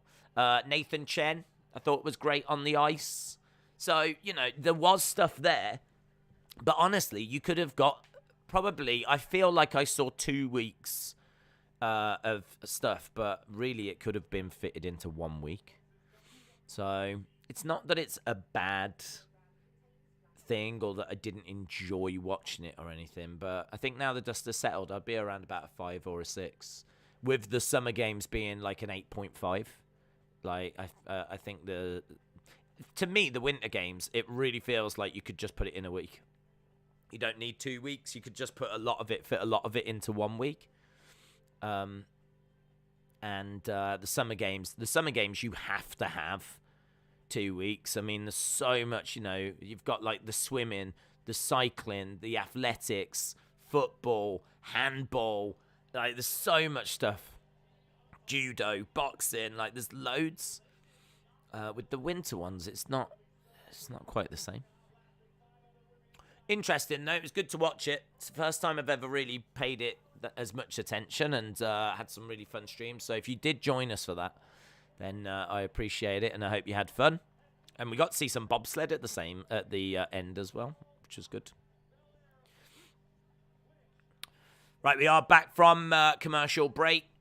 And we've got Bianca in the ring. She's got, like, pink and black. She's basically Bianca Hitman Belair. EST. EST. Would you take Cody versus Edge at WrestleMania? I would take it. It's not what I would book. It's not really I can't really see a story as to why we would do it. But I mean, it would be a great match.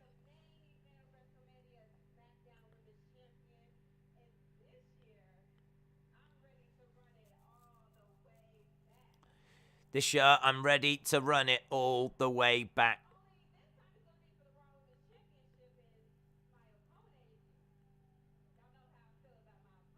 You all know how I feel about my opponent. Miss Becky Lynch. Boos for Becky.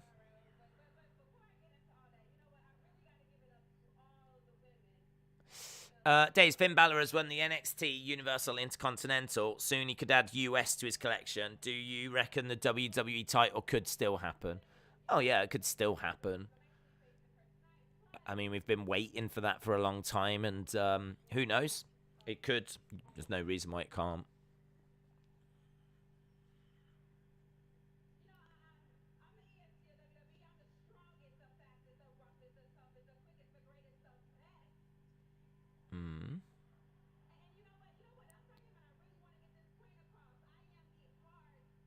I'm the hardest woman here in WWE. I've been working non-stop. She just seems a little off tonight. I don't know why. Did get the girl, The crowd are quite quiet for her.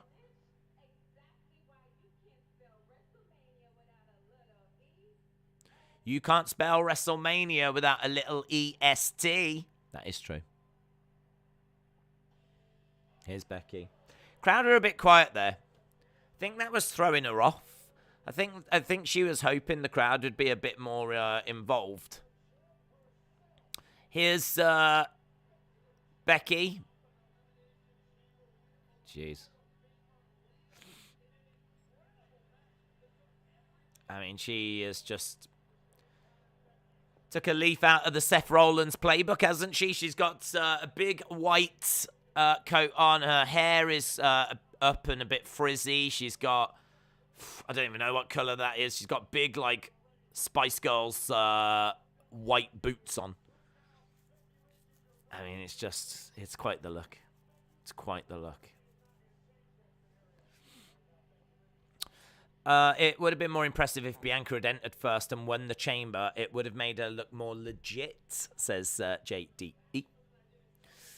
Big time Bex. Days, could Cody be a heel in WWE when he shows up, or 100% be a face? Could be a heel. I didn't expect him to be in WWE, so we can't really take anything off the table, can you? I expect him to be a face. But he could be a heel. Right, Becky's in the ring as we go into the final hour.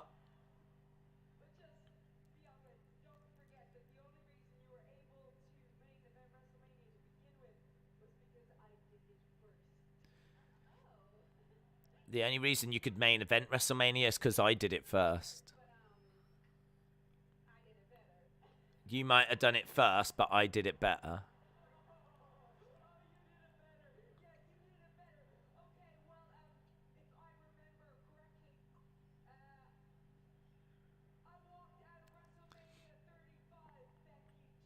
I walked out Becky 2 belts.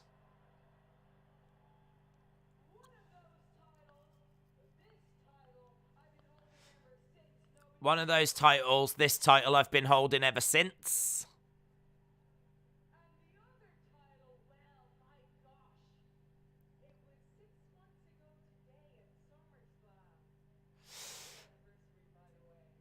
Six months ago today at SummerSlam that the 26 seconds thing happened.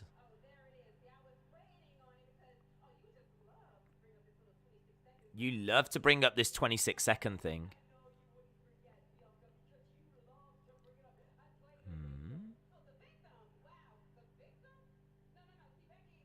Okay, I feel like we're getting somewhere now.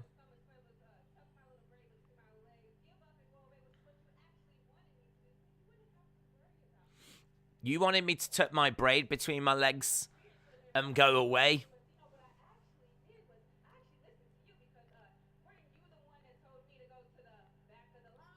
Didn't you tell me to go to the back of the line?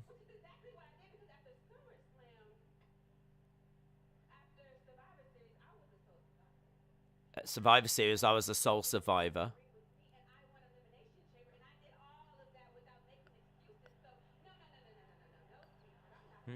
Fair play, yeah. She said, you told me to go to the back of the line, and I did that. I was the sole survivor at Survivor Series. I won Elimination Chamber. I've earned my way back here. That is true. Tonight has been decent, says Scott.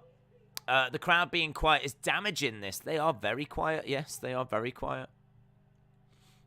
Boos for Becky coming in, though, now. Loud boos. Don't think they're being piped in, because I can see people gesturing in the background. Yeah, I do agree that the crowd are ruining this. Becky says to Bianca, I despise you. Amin said, did you see Carmella Corey official trailer? Yeah, they've got their own YouTube show, I think, isn't it? YouTube.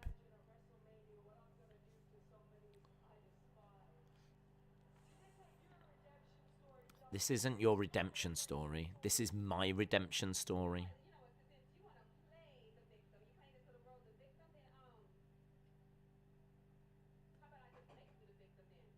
If you want to play the victim, how about I make you the victim?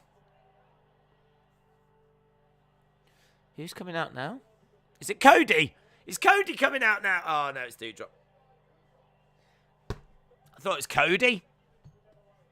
I was like, man, they're going to put Cody in this match. Yes. Yes.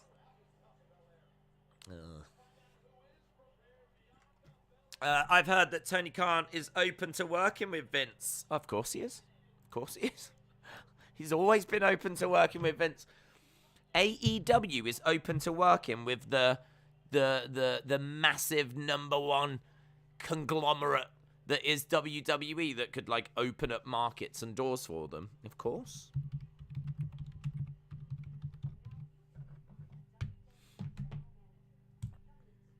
I would love to see that phone call. Just to see how long Vince laughed for on the phone. Becky is so much more charismatic than Bianca, says Erase Your Minds. Have you seen the Dewdrop video of her saving Liv from possible injury? No. What does she do? Live content keeper Riley. Shout out to you, buds. Did you hear about the cheese factory that exploded in France? There was nothing left but debris. Nice. Nice. Clever. Debris. Commercial. Yep, we are at commercial break. We've got 54 minutes to go. 54 minutes to go. Show's been all right. It's been all right. Amin said, I think Alexa is coming after Dewdrop or Liv. Earthquake. Cody won't show up until WrestleMania, says Lee. Bianca versus Dewdrop again. Yep. WWE fan said 2K22 is looking good. Can't wait for the GM mode. The general manager option mode on that wrestling game looks awful, says Talk Knight. Liv got caught on a ring post and Dewdrop quickly rescued her. Cody is going to retire from wrestling. Just watch. Tony says a Birmingham Earthquake. That's a rubbish wrestler name. The Birmingham Earthquake. That could be my name. I mean, technically, I'm not technically from Birmingham, but all my family are. And I was only 20 minutes away where I was born and raised. I could be the Stourbridge Earthquake. Dewdrop coming out had me more shocked than Becky after a 2 count.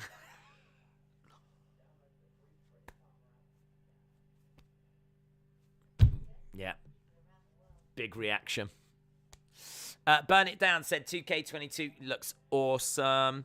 Maldy said I can't wait for 2K22. I wish they would go back to calling her Pippa Niven.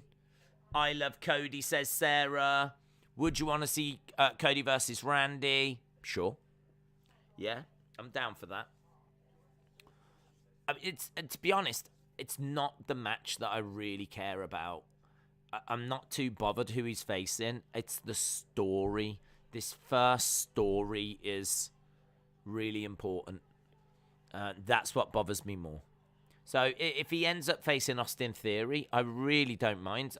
If the story's going to be Cody's coming in to destroy WWE from the inside, you know, he set up a rival company. It wasn't getting, it wasn't having the effect. It wasn't hurting McMahon enough.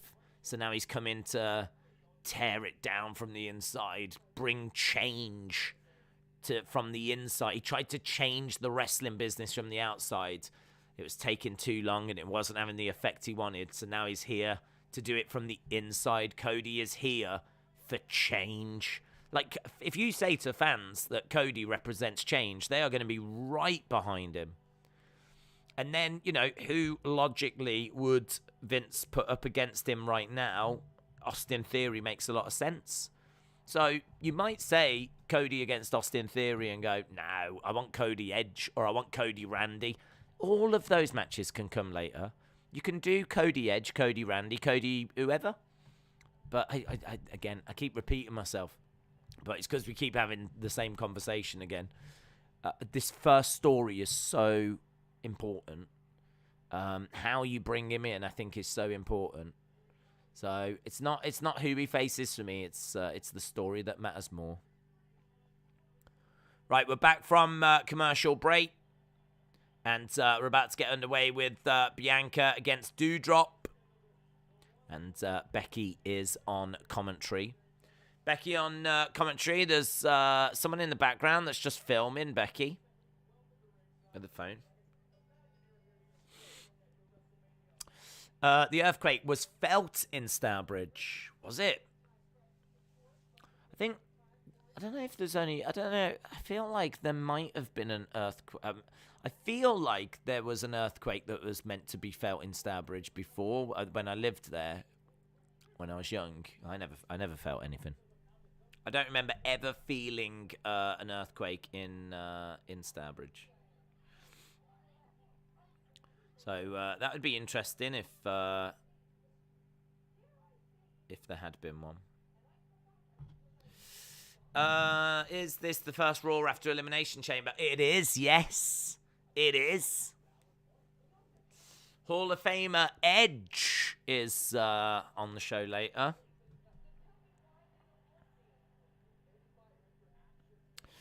Let's say WWE gets DiBiase Jr. to counter Cody, but they end up breaking up RK Bro and Randy joins them. Cody will be doomed as every other talent in WWE because WWE doesn't tell stories well. Just have to hope they can tell one good story. Just once. Just get this one right, please. Honestly, it's a once in a flipping 20-year thing that someone goes and starts a rival company.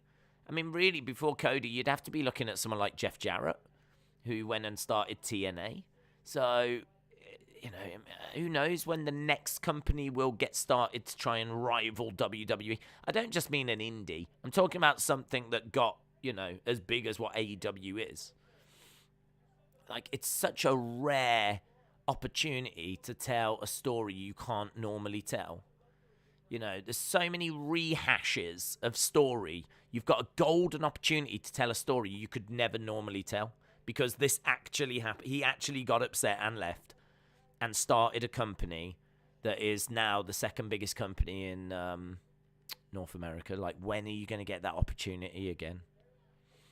You're not. It's exciting. I'm looking forward to it. I can't wait to see how they bring him in. I can't wait to see who they put him up against and how it all plays out. And yeah, it's good. There was one in 2018. And then before that, in 1906, says Capsman. Oh, I wasn't there in 2018. I always thought I was a Chandler because I'm so uninterested, but I could be a Joey because I'm not so bright.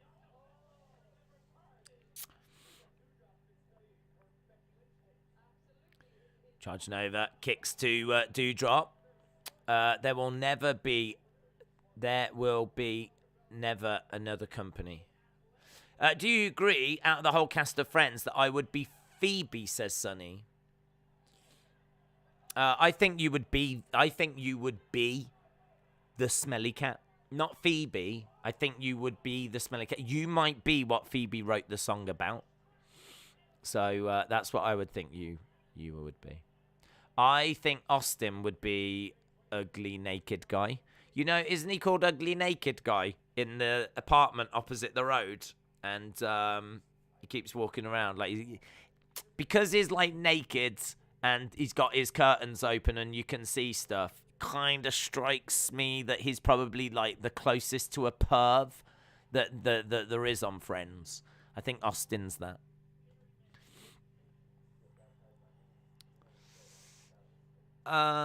Days, why would Rick come back for one episode? I want to see where he's been. It's because there's movies coming. They're doing Rick movies, so all your answers, I'm sure, will be in that. Days, I'm going to tell you what Naomi said in an Elimination Chamber promo. She says, the haters and the cheats never passed me. Okay. I remember here in Maryland, we had an earthquake back in 2011. I was working at a warehouse job back then. A job I didn't like, by the way. But anyway, it sounded like a train rumbling through. I distinctly remember there being talk of an earthquake. I don't know if it actually happened, if it was gonna happen, if it happened in like hail zone or was close to Stourbridge, but I distinctly remember talk of an earthquake, and I either slept through it, it didn't quite affect Stourbridge in the way that it was meant to, or I can't remember how it played out, but yeah, I never felt one in Stourbridge. I've never experienced one, but I definitely distinctly remember talk of one. But we're going back a long time ago, over 20 years. Well over 20 years. Do you think they could go Randy attacking Riddle, Cody's music hits, and Cody makes the save on Riddle? They could. Again, it's not the way I would go, but they could. I mean, yeah. Wolverhampton had one yesterday at 3.2, says Daniel. What are your top two favourite Manias? Oh, that's a good question. Top two favourite Manias. Got a soft spot for 30.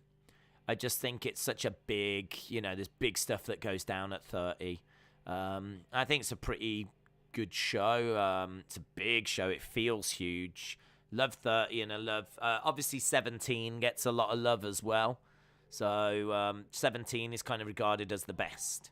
So I think the first two that come to mind for me would be 30 and 17. I got a real soft spot. And honestly, you could go back and watch it and not be that impressed with it. But I've got a real soft spot for 5. because 5 is the first I saw on video. I think the first I saw was 9, but 9 I know is not a great WrestleMania, but I have a soft spot for it because it's the first I ever saw. So I have a soft spot for 9. I love the toga party vibe. It's so different. It's such a different WrestleMania. It's a very different WrestleMania. It's not, I mean, it's outdoors in a car park. Like, it's all the stands, they're just like bleachers that have been erected. I mean, it's kind of a WrestleMania that doesn't have a venue. It's in a car park in Vegas, or like, it's weird. It's a weird WrestleMania. It's so strange. And then, like, they decide, so it's on the grounds of Caesar's Palace. So, as a result of that, they went with, like, a Caesar vibe. And, but it's a bad card. There's no escaping, it's a bad card. But I was into WWE at the time, so, like, for me, I was watching it, and, you know, these are all payoffs. You know, I was watching it and following it, and so, as a kid, loved it. Going back now, I understand why people regard it as the worst.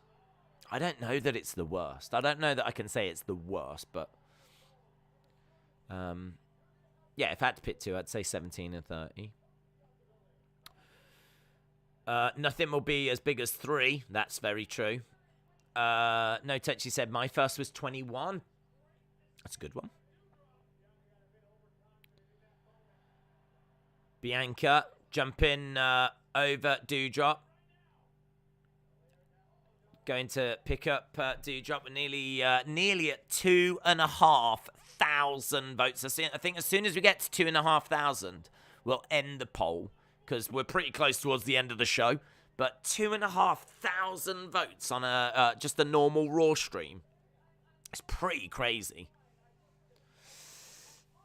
Stourbridge hails Owen, a.k.a. the number 9 Derby, because of the bus route, a bus I've used many, many times. We used to play you in the Midland Football Alliance. I know, yeah, I know. I might even have gone to one of the games, to be honest. I used to go down to the War Memorial to watch Stourbridge. Not like every week, but certainly several times in a season. When I was a kid, like, going to Stourbridge was great, but having a Saturday to play football in the park with your friends was just as great. So sometimes I went to Stourbridge and watched them. Sometimes I played football myself. Wrestle with Andy said 19 has always been an underrated Mania. Very much so, yeah. Very much so. I would still imagine that would be in a lot of people's top 3, top 5. I mean, as you say, 19 is very strong. It's got a pretty rubbish Undertaker match. And the Brock botch. But it's a great... I mean, other than the Undertaker match, really, it's a great card. 1, 2... Kick out by Bianca. Scott said, prediction on Brock Roman. I'm thinking Roman gets it, to be honest, because I don't know that Brock's going to be around. I mean, he's around a lot now, but he's around a lot now for the build to WrestleMania. Is he going to be around a lot after WrestleMania? Feels like Vince has paid him a load of money to help build towards this stupendous WrestleMania. So I'm going to lean to Roman. There's a little bit of wishful thinking in there as well, I have to admit. I really don't want Brock to be the one. He's already beaten Undertaker's streak. So he doesn't need to beat this as well. She's going for that KOD. She's trying to get Dewdrop up. We have seen her pick Dewdrop up before. She's got her on her shoulders. Look at this. It's so impressive. Look at that. Look at that. That is just so impressive. KOD to Dewdrop. Imagine if at that point they had the ring break. I mean, I think from a women's point of view, I can't really think of anything that would create the ring to break like doing the KOD to Dewdrop. That's impressive. That's impressive. She can do things that other women just simply cannot do.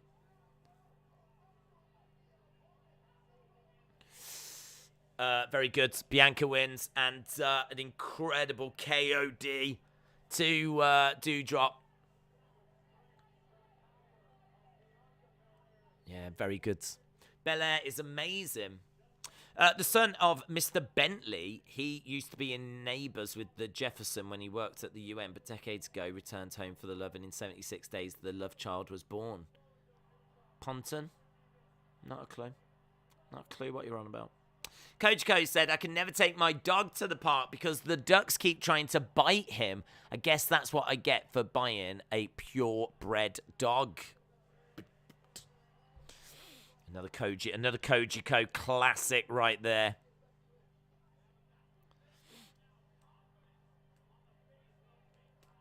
Smile on the face of Bianca. Ba-ba-dum-bum, ba-ba-dum-bum, ba-da. I never needed you at all. Ba-ba-dum-bum. Right.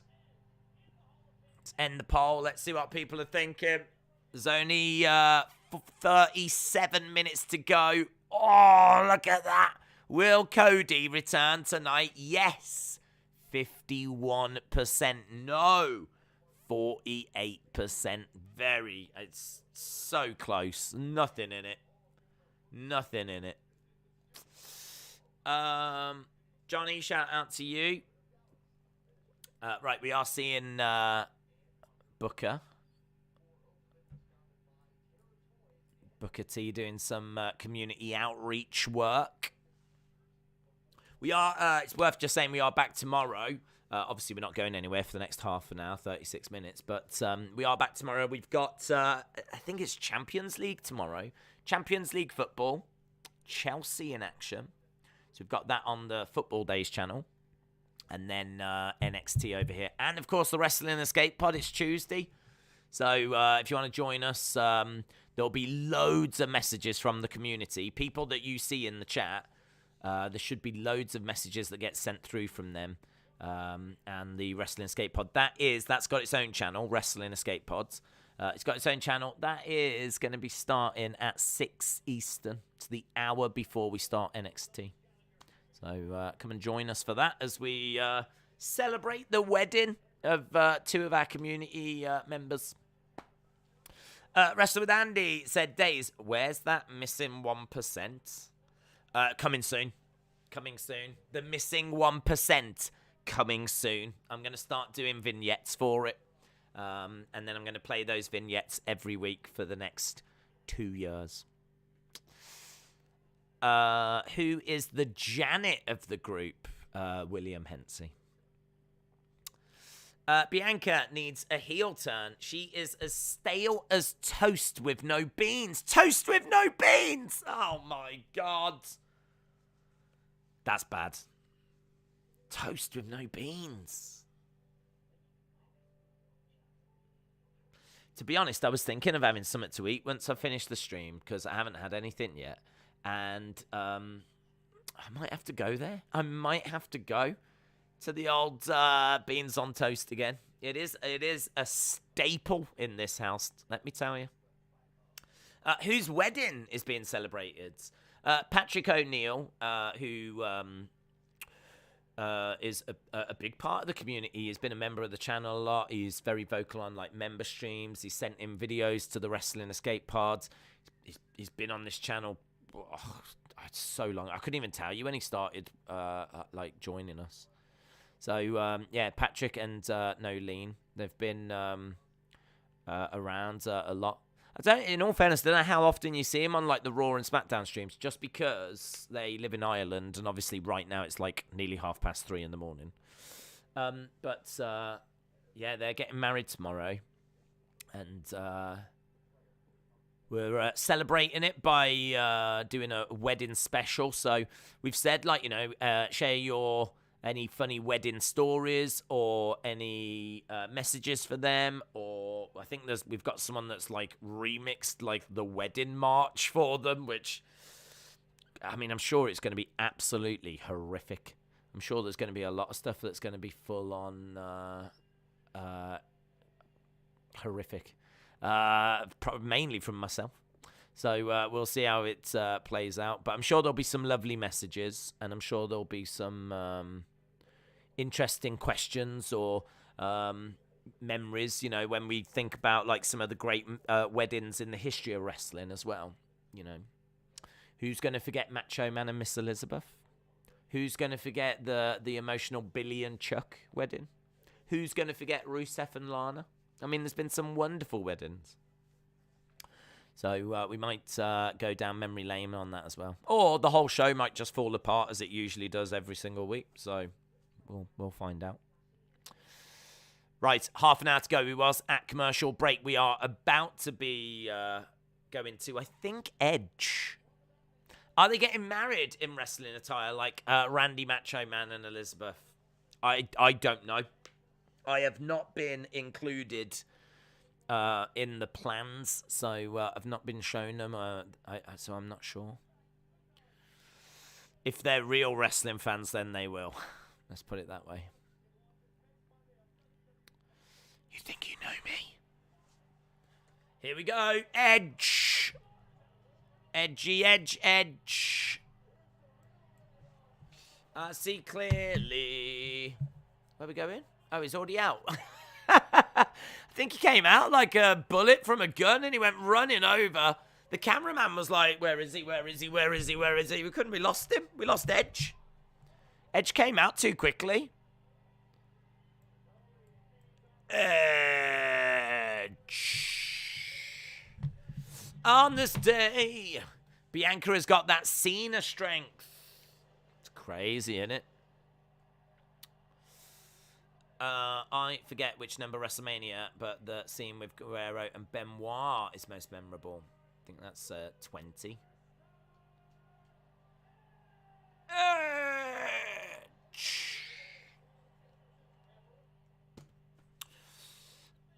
Edge versus AJ. Now, I don't think Cody is coming. We're about to find out who Edge is going to face. He's got a chair. He's going to tell us a story. What is the main event tonight? Don't know the main event. Oh, it's got to be Seth and KO, innit? Seth and Kevin Owens against RK Bro. We're just going to hear a story from Edge first. He's got a little story for us.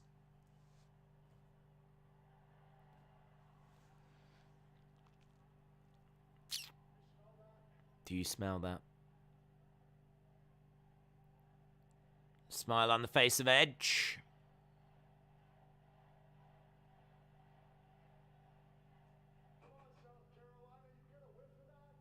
Did you get a whiff of that?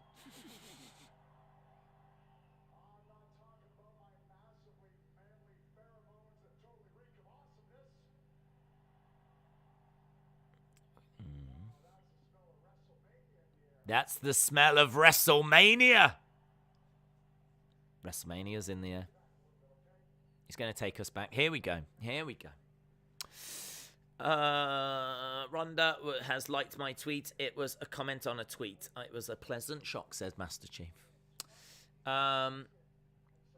What's the event that's happening on the 5th of March? Madison Square Garden, but we might not get a chance to see it. It could just be a big house show.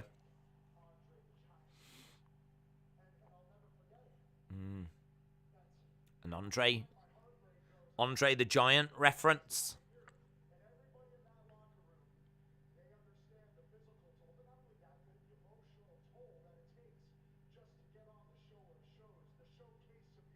The showcase of the Immortals. It's a great WrestleMania sign.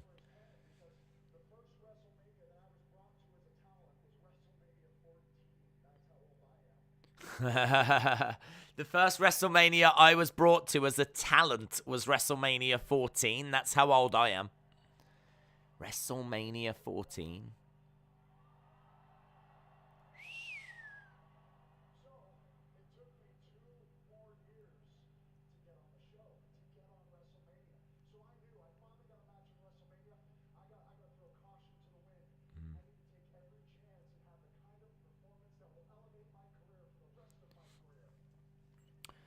So this is good. I like this from Edge.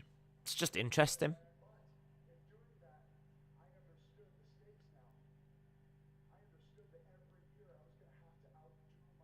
I understood that every year I was going to have to outdo myself.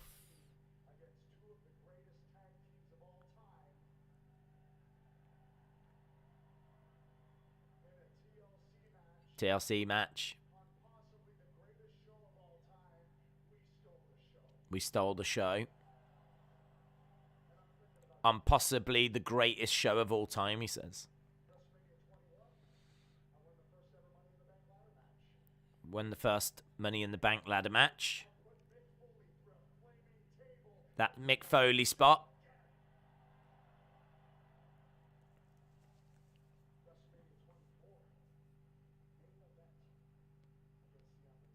Main evented 24 against The Undertaker. He says, I came this close. And he said, congrats to the dead man. Oh, yeah. Yeah. Yeah, give it up for the dead man. Yeah. I like this. Feel like I'm just having a little chit-chat with Edge.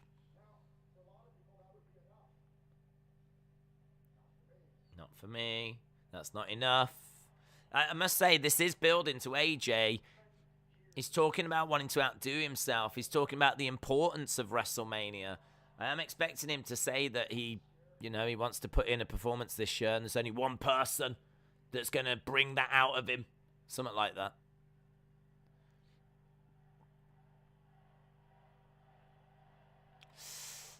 Austin has declared the friends group. You are Rachel. Yes, get in. Oh, I'm pleased about that.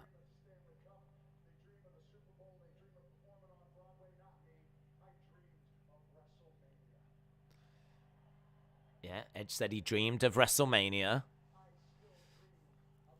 He still dreams about WrestleMania.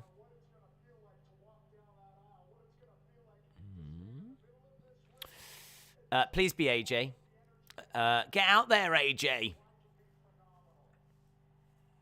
So I can be phenomenal.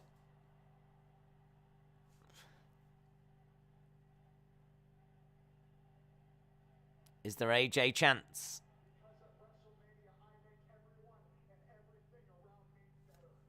I make everyone and everything around me better. You've got to throw caution to the wind, guys, at WrestleMania. You've got to.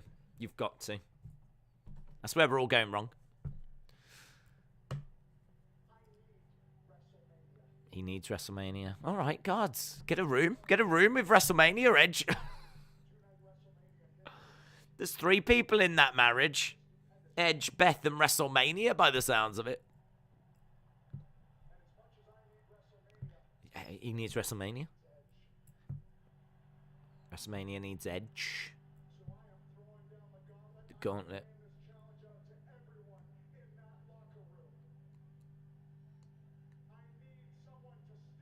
I need someone to step up. He's already said phenomenal, though, and went...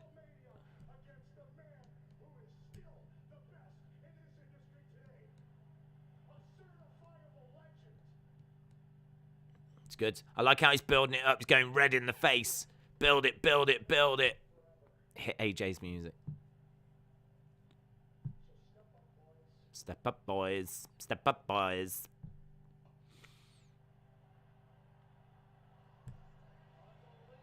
Oh, they didn't. Step up, boys. And then they play his music.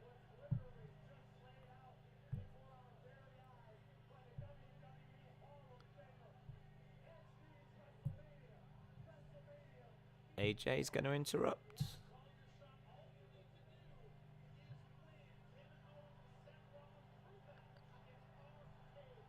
Looking out at the crowd. Crowd cheering.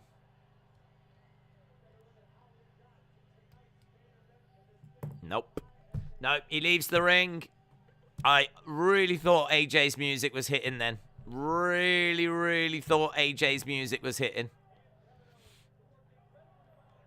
So, gonna make us wait. Ah! Boo!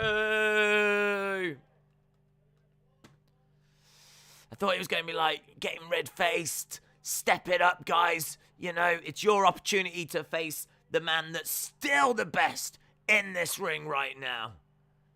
They don't want none. Snap of the head. Crowd going crazy. And they didn't do it. Making us wait. People are into it, though. People will be excited if it goes that way. I mean, I don't know for certain it's going to. RK Bro taking on Owens and Seth. Now. What if MJF had come out? I would have been very surprised. I think Tony Khan would have been very surprised as well. Everyone's going on about AJ, but no one has mentioned the best around, and that is Via. Serge said, I thought Austin Theory was going to walk out. Looks like we have to wait till next week. Ugh, waiting's for losers, man. I don't like waiting. Good, though. I like it. I like it because I like how Edge has kind of set the scene there. You know, we know why this is going to happen because he wants career-defining moments.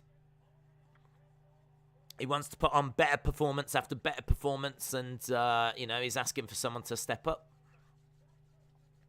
Ponton21 said, please Google Mr. Bentley Jefferson's related. Mr. Bentley Jefferson's. Mr. Bentley Jefferson's.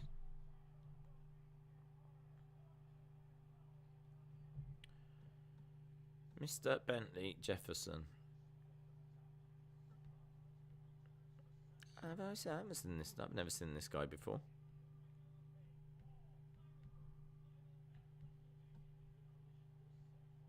He loves a plant, doesn't he? Paul Benedict, is that his name?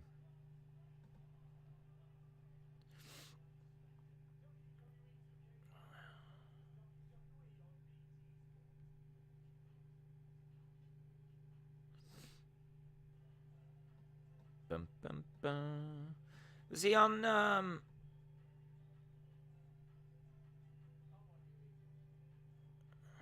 in fairness, I remember seeing the Jeffersons. I'm trying to find a picture.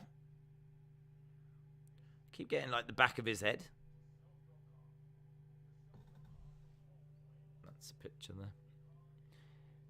The disappearance and reappearance of Harry Bentley. So, there we go. I don't know.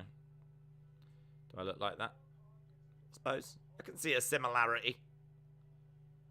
Needs a beanie though, doesn't he? Pop him in a beanie and then we might be there.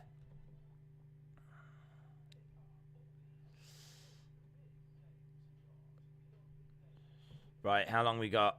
19 minutes to go. 19 minutes to go. Is Cody going to come out in this bit? That's what I'm thinking. Is Cody coming out in this bit? No Cody. Trent said, I'm going to be at Raw next week. Balor versus Damien Priest, Edge, and blank. Maybe Brock. This is going to be an awesome show. Ponton said, I grew up watching the Jeffersons. I think it was on over here. I'm aware of it. And I feel like I might have seen it, but then, honestly, I could be getting it confused with the Cosbys. And I don't remember that being a massive deal over here either. Edge versus Styles and a triple threat would be nice between Stone Cold versus Kevin Owens versus Seth. Knowing WWE, they like triple threat matches. I don't trust Riddle. He's playing dumb like One Punch Man. Johnny said, no, that looks like Austin. John said, who is that guy? I don't know what he did. I don't know. As I said, I don't think I've seen it. Matt said, what else can the letters WWE stand for? Walk with Elias. Walk with Elias, and that is it. Fact. I saw, and apparently WWE made a statement on this, that WWE doesn't actually stand for anything. There's apparently a statement that they made. I can't remember what year, like 20, fairly recent. I don't think it was all that long ago, but years and years ago, but not like 1960 or whatever. That WWE just stands for WWE. But what's really weird is when you see the little trademark thing come up, that it does say World Wrestling Entertainment. So I don't really understand.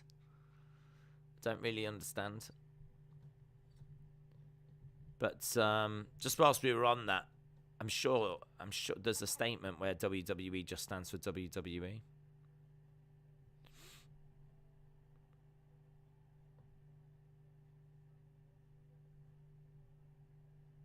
I saw it doing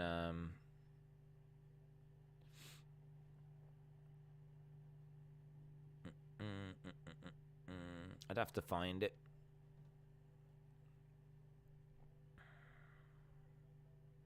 Which I don't think will be easy to find.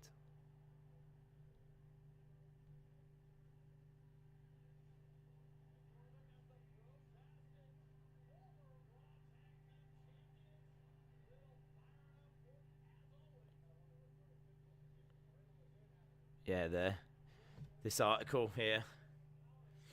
This article from 2011. WWE changes its name to WWE. That's from 2011. Among newsworthy bits in the press release, WWE stated Triple H has been hired as head of new talent, and WWE will be known as simply WWE moving forward. While the press release emphasized WWE's commitment to core principles, it made it into a global company. The recent name change to WWE is yet another attempt to distance itself from being considered strictly a wrestling company. So, a press statement saying that now it's just WWE back in 2011. But the name change from World Wrestling Entertainment to WWE is rather conspicuous. So there we go. It just got me thinking of that when you said, what else can it be known for? The other day I was hungry, so I told my dad that I had bad munches, and my dad said Matt Riddle is an example to you kids. That is true. The other day I was... Oh, yeah, I've read that. Even though there are sports teams I like in Texas, Florida, KFC was Kentucky Fried Chicken, but went to KFC and took the fried... Is that true? I didn't know that. So is KFC not Kentucky Fried Chicken? Actually, it is just KFC. I mean, it stands for that, but that's interesting. Right, 14 minutes to go. We've got Owens and Seth against Riddle and Orton. What is going to play out here? What is going to play out? Crowd singing along to Seth's music. I doubt Stone Cold shows up. My guess is maybe Owens stuns Rollins. Yes, KFC only means KFC. Wow. Master Chief said, no, KFC is still Kentucky Fried Chicken. Wow. Seems like there's some confusion as to what is where. And I would say the exact same thing is with WWE as well. They've made a press statement saying it is just WWE. But, as I said, if you look at the little trademark that pops up, that says World Wrestling Entertainment still. Mitchell said, WWE really editing in the crowd noises tonight. How is Kia? She's doing all right. Yeah, she's fat. Just fat. Fat dog. Fattest dog in England. Big chop coming in by Kevin Owens as Riddle gets driven back. Seth Rollins is on fire with the crowd lately.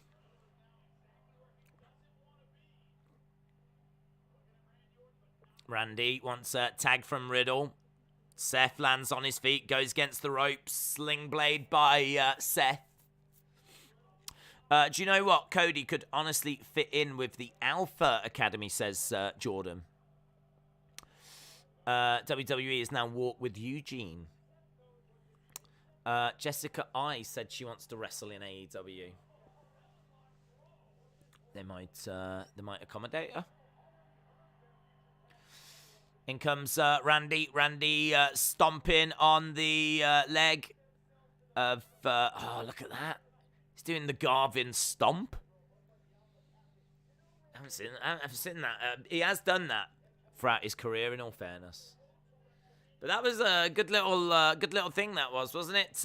Ronnie Garvin used to have his opponent down on the floor, and then what he would do is he would stomp on the leg, and then as they're like, he would stomp on the arm, and then they'd be like, and then he'd stomp on that arm, and they'd be like, and then he'd go to that leg. So he'd hit all four of the limbs, like, and go round, and it was called the Garvin Stomp. Don't see anyone doing that.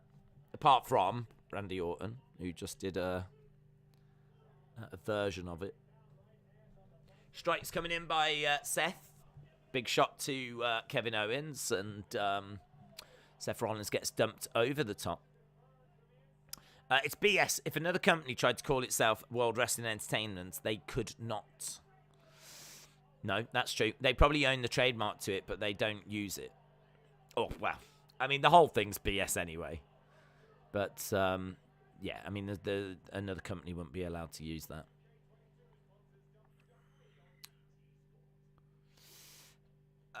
Rugged Ronnie Garvin. They should bring the F back and call it World Federation Wrestling. Dub F dub.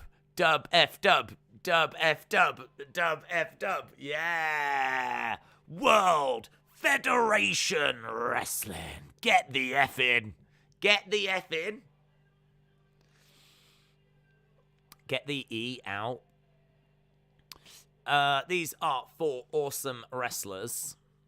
Master Chief said if Cody could have got Darby and Sting with him, we could have had an NWO type angle, and that would have been fire. I would have favored Cody, Sammy, and Darby. I think that I would have gone with that more so.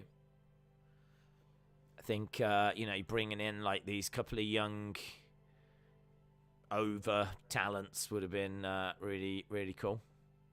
I think Jungle Boy just looks a little on the... He needs to get a bit more muscle to him. I mean, he looks all right in all fairness, but I'd probably take Sammy and Darby over him.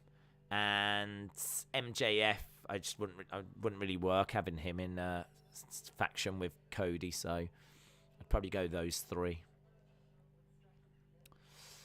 I'm watching Monday Night Raw.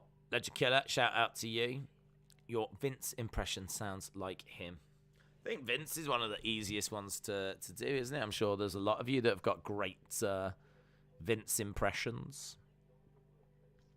KFC, Macy's, or Burger King? Macy's? What the hell? Isn't that a department store? It's kind of like saying McDonald's, Harrods, or... I've never heard of Macy's. It might be a burger joint or something. I really don't know. Fast food place. I've never heard of it. Oh, do you mean Mackey's? Mackey's. I'm seeing it now. Mackey's. Because I was like, how is McDonald's not mentioned? KFC,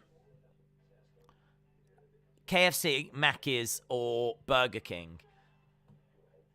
If you gave me those options and went, right, we can go to one tonight, which one do you want to go to? I'd say KFC. I much prefer to go to KFC. I love their tower burgers. But I think a bucket of chicken is quite satisfying.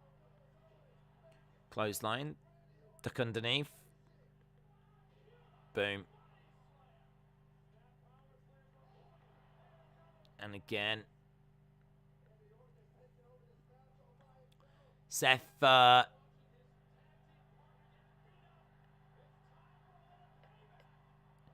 looking for a double draping DDT. Orton, he's still got Owens. Does it. Hits it. Randy. He's going to go down into the dark place. Goes to hit it. Can't quite get it. Super kick to Randy. Clothesline over the top. Randy goes out the ring. Kicks coming in here by Riddle. Owen stomps on the foot of Riddle as Seth runs around the outside. Curb to Randy. Curb to Randy. In the ring, we've got Riddle and Owens. Floating bro. Owens rolls out the ring. Goes back to the corner. Duck underneath by Riddle. Went for an RKO. Couldn't get it. Buckle bomb. Boom. Stunner. Boom. Curb. 1, 2, 3. Seth and Kevin Owens win.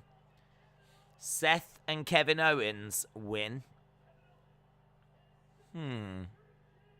What does that do? What does that achieve?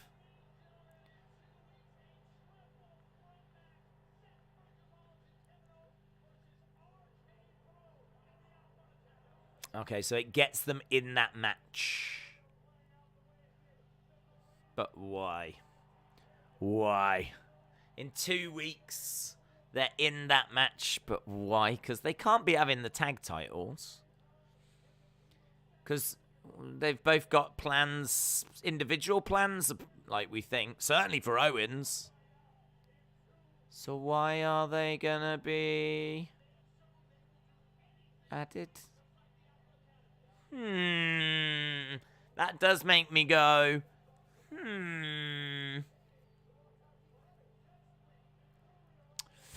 I prefer grilled over fried food. It's not good for you. United States Championship match next week. We've got Damien Priest taking on Finn Balor. That's been booked for next week. We've got the little trademark thing, and it doesn't look like there's a Cody. Doesn't look like a Cody.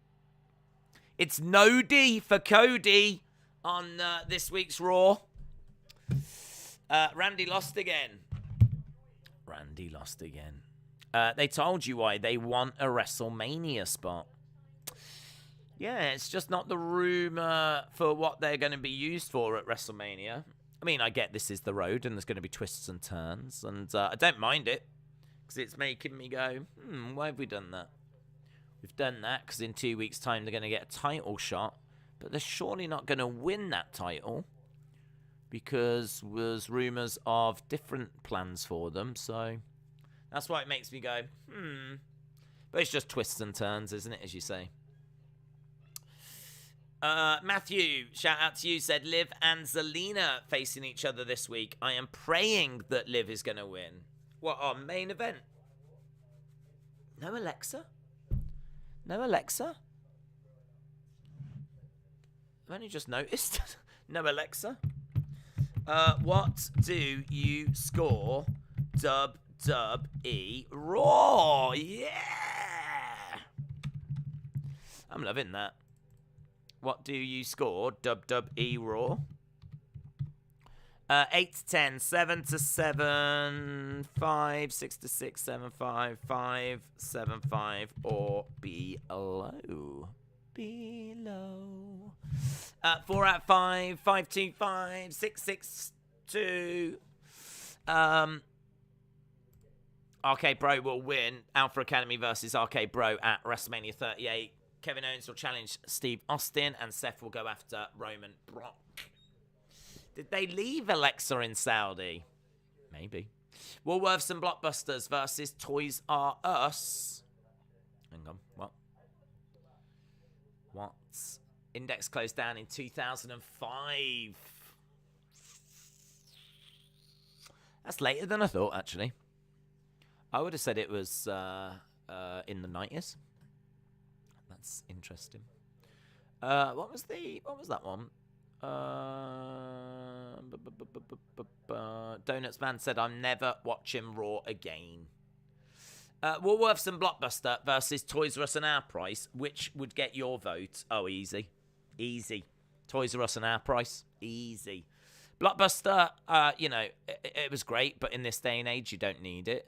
Woolworths, yeah, I mean, that'd get a big vote from me, but easily surpassed by Toys R Us, which, I dearly miss, and I would love to have back, and was great for toy hunts and everything, but so many great memories as a kid anyway. So Toys R Us beats Woolworths. And Our Price, I mean, I used to work in an entertainment store, worked there for 15 years. Our Price was the only one of those kinds of shops that was in Stourbridge. I grew up going to Our Price. It's expensive. Out of the, if you compared it to, say, Virgin, or you compared it to MVC, or you compared it to HMV, it was the more expensive one. But, yeah. I think I would have been so happy just being the manager, or, just running the Our Price in Stourbridge. If I could have just got into that shop, it was only small. They probably only had about 5 staff. If I could have worked hard, got to be in a management position there, I think I would have had quite a happy little life, to be honest. It's not there anymore, though. Our Price has gone. So that's easy for me. Our Price and Toys R Us. It's not even a debate. I need Blockbuster. I miss video stores, says Jim. Toys R Us returns sometime this year, says James. Toys R Us by me is now a Target. I love Target. I honestly, I love it. I went to America in 2018, and I don't think I'd ever been to a Target before, but I went in, and I loved it. I really loved it. I mean, it's sort of just like a Walmart, really, but great toy section. The figure range, I thought, was obviously nothing compared to Smith's, but you got to remember that Target gets exclusives, and you kind of go in and there was Target exclusives in there. And I was going to Walmart's, and then I was going to Target's, and I was finding different things in different stores, and that was quite exciting. The thrill of toy hunting in America is a lot greater than here in the UK, I think. Smith's is great, but you can sort of at home find out what they've got in stock. Pretty much they've got, if you go to their website, it'll tell you what's in each shop. So if there's a certain figure you want, you can go on and see, is it in my local store or not? And you'll have a good idea as to whether it's there. So you could have a look before you even leave to see what's in. Obviously, the range is epic. I mean, no knock of Smiths whatsoever, but they don't have exclusives. They just tend to have the core range. But Amazon, Target and Walmart have exclusives. And they even have some of those items that kind of hang around on a shelf for a while, which is probably rubbish if you go in on a regular basis. But as someone that was just visiting, I was like, wow, this is great. This is really cool. I was seeing stuff that just there was no way you could get it in the UK. It was Hall of Champions, I remember, was a line that was in Target. I think the Flashback series was in Walmart, I think. So, yeah, I was like, wow, these are great. And I was finding old stuff on the shelves in, going to different Walmarts, just finding old Elites, which was really cool as well. So I like Walmart. I like Target. I think they're really cool.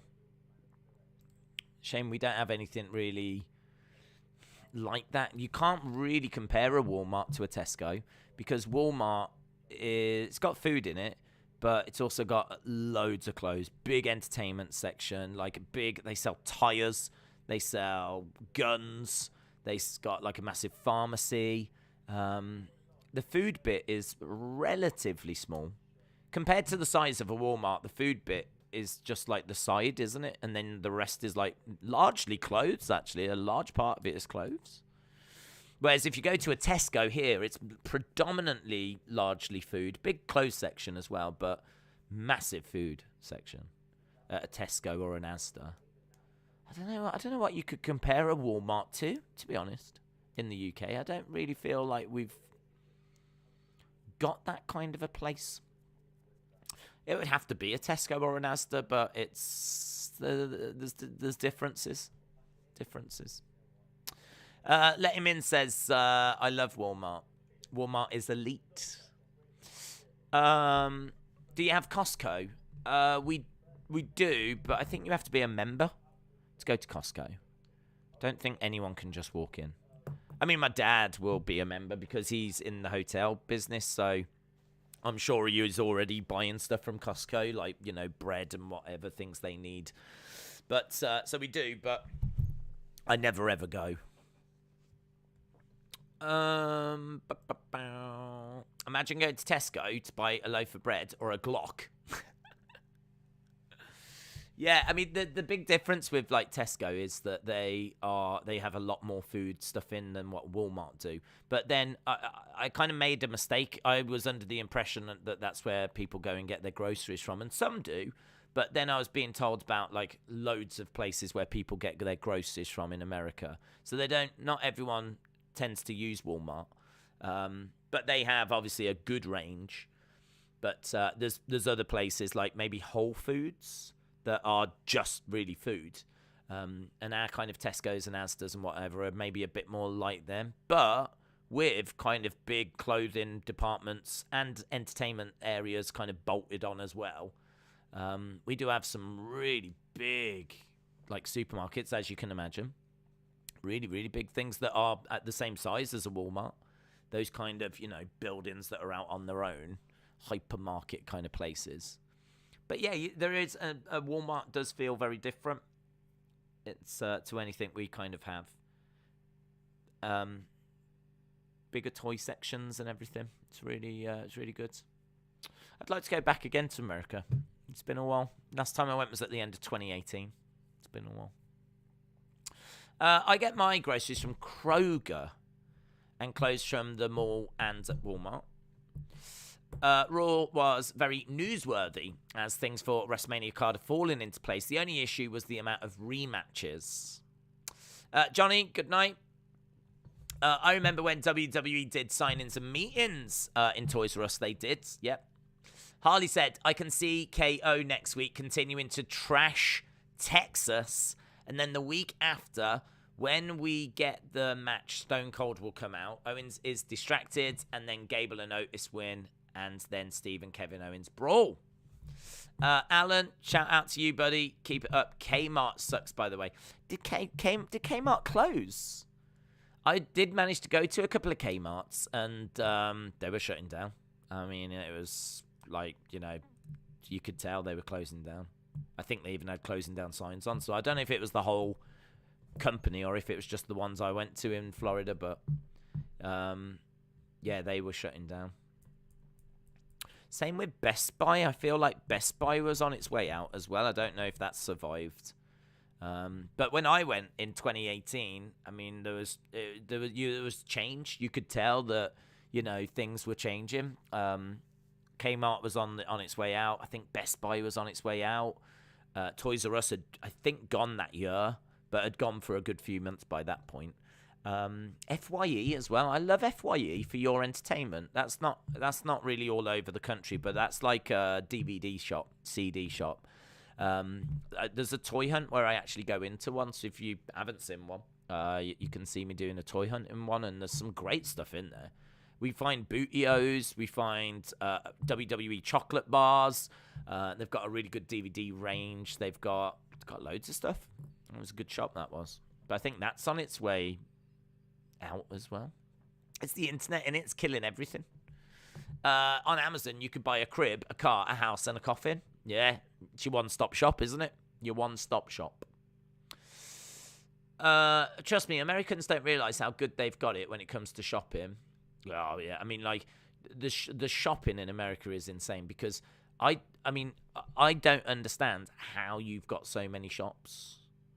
Like, you can literally go down pretty much any road and you'll come across, a Walmart, a Walgreens. It felt like there was a Walgreens on every corner. Walmarts were, pretty much a couple each end of every road I felt like I went down. The Targets were kind of all over the place as well. I mean, just like, and then you had like, Five Below and like all these little shopping areas that were away from. I didn't even get to see a town centre. I didn't even get to go into where the towns and the cities are. These are all just like shops on the outskirts. So it's crazy. It just felt like there were shops everywhere. Although saying that, that's because I was in Florida and it's obviously very tourist heavy. So I'm sure it's maybe a bit more dense than in other places with, where all the shops are and everything. But, I mean, it was funny because we drove down this road and then all of a sudden you come across this massive shopping mall and you're like, I didn't even know this was here. And then, like, we popped in and it was dead. There was no one in there. No one in there whatsoever. It was absolutely dead. They had, like, loads of empty shops units in there. There was, like, a GameStop that was open. There was some, like, independent clothes traders. There was, I want to say, like, a TJ Marshall or something. Not sure. But, yeah, I mean, like... It feels like the internet has really hit places hard. Certainly in America, it seems like you've got a lot of shops, a lot of shopping centers as well.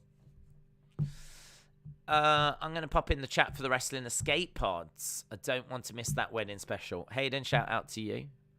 I didn't watch. Did Cody show up? No, I could joke and say yeah, but no. The truth is no. Toys R Us is still open in Canada. I've heard they're opening up shops in the United States as part of Macy's. There is talk of it starting to coming back over to the UK. I hope it does. I think if it comes back, it might look a bit different. I don't know if it's going to be as big and going to look the same. I don't know. I hope it does. And I hope it has a big, obviously, WWE section. But we'll see. We'll see. TJ Maxx. Is there some at Marshalls? Oh, maybe Marshalls is just its own thing. Yeah. We have TK Maxx, believe it or not. You have TJ Maxx. I think what I did is I took TJ Maxx and I took Marshalls and I shoved them together. I've started to create my own stores now where I'm starting to mix shops together. Do you think we're going to get Edge Cody? I think it's going to be Edge AJ unless Edge has done it to throw us off. Because he did do the phenomenal and just a little, I think he said something, I need someone phenomenal, and then gave a little. So I feel like it's AJ. But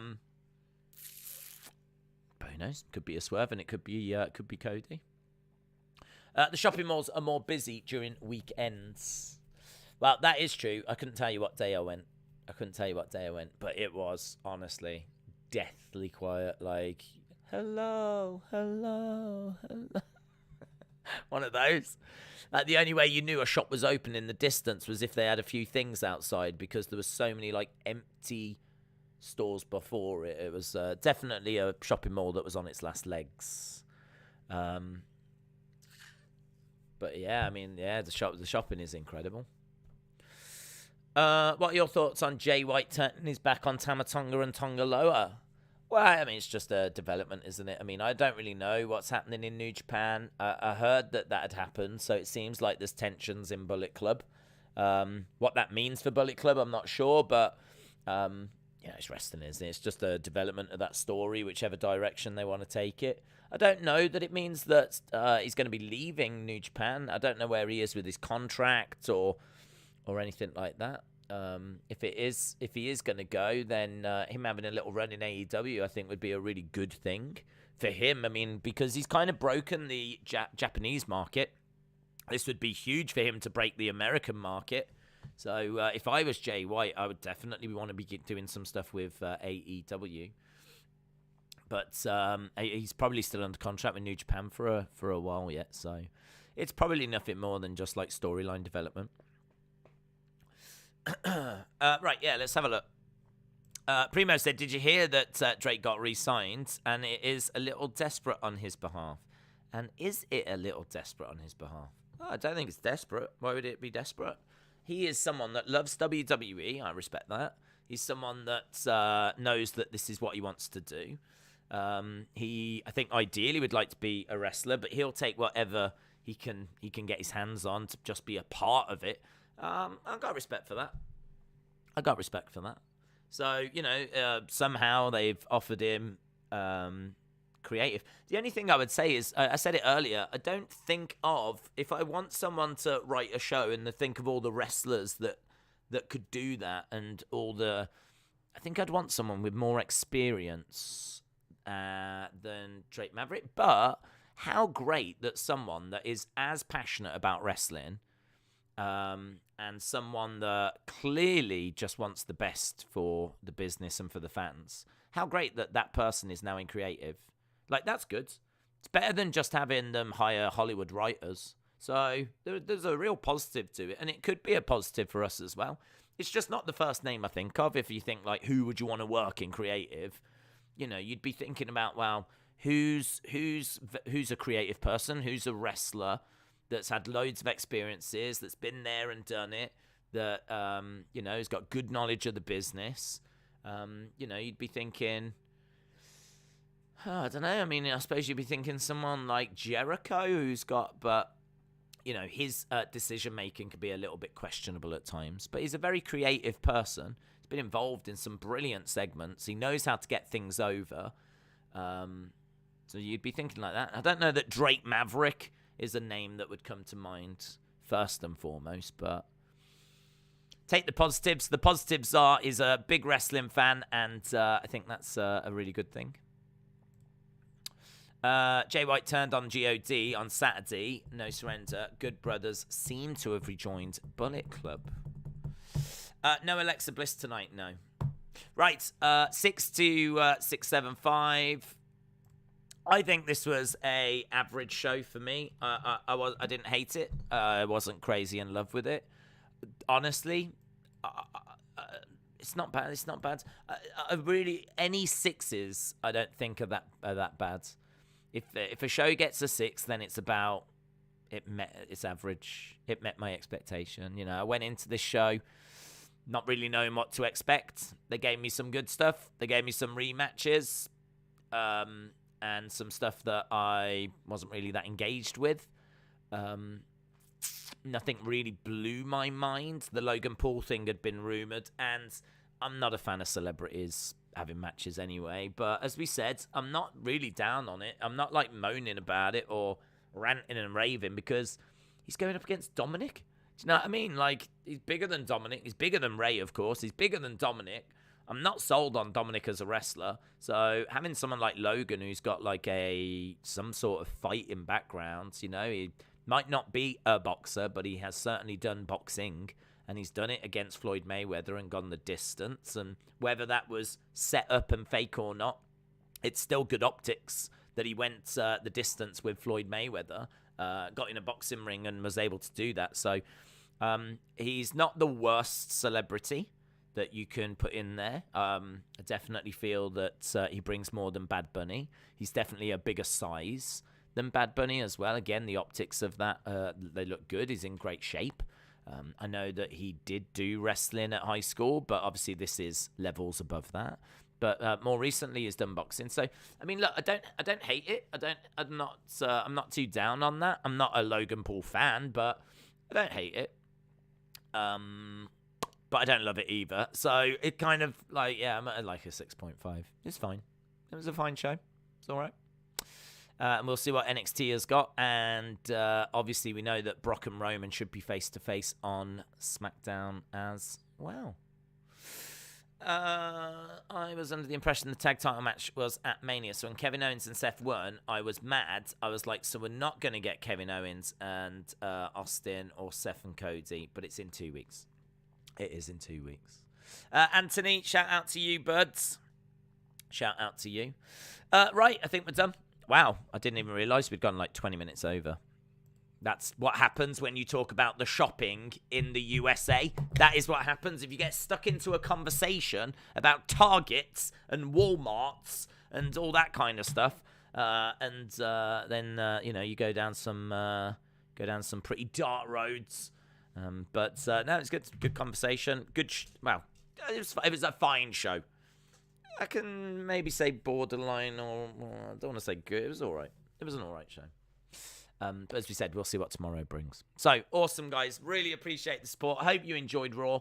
If not, don't worry about it. It's finished. If you did, good. Carry those memories with you throughout the rest of your life. And we are back again tomorrow and seeing what NXT has to bring. So, thanks for watching. I'll see you again next time. Bye for now.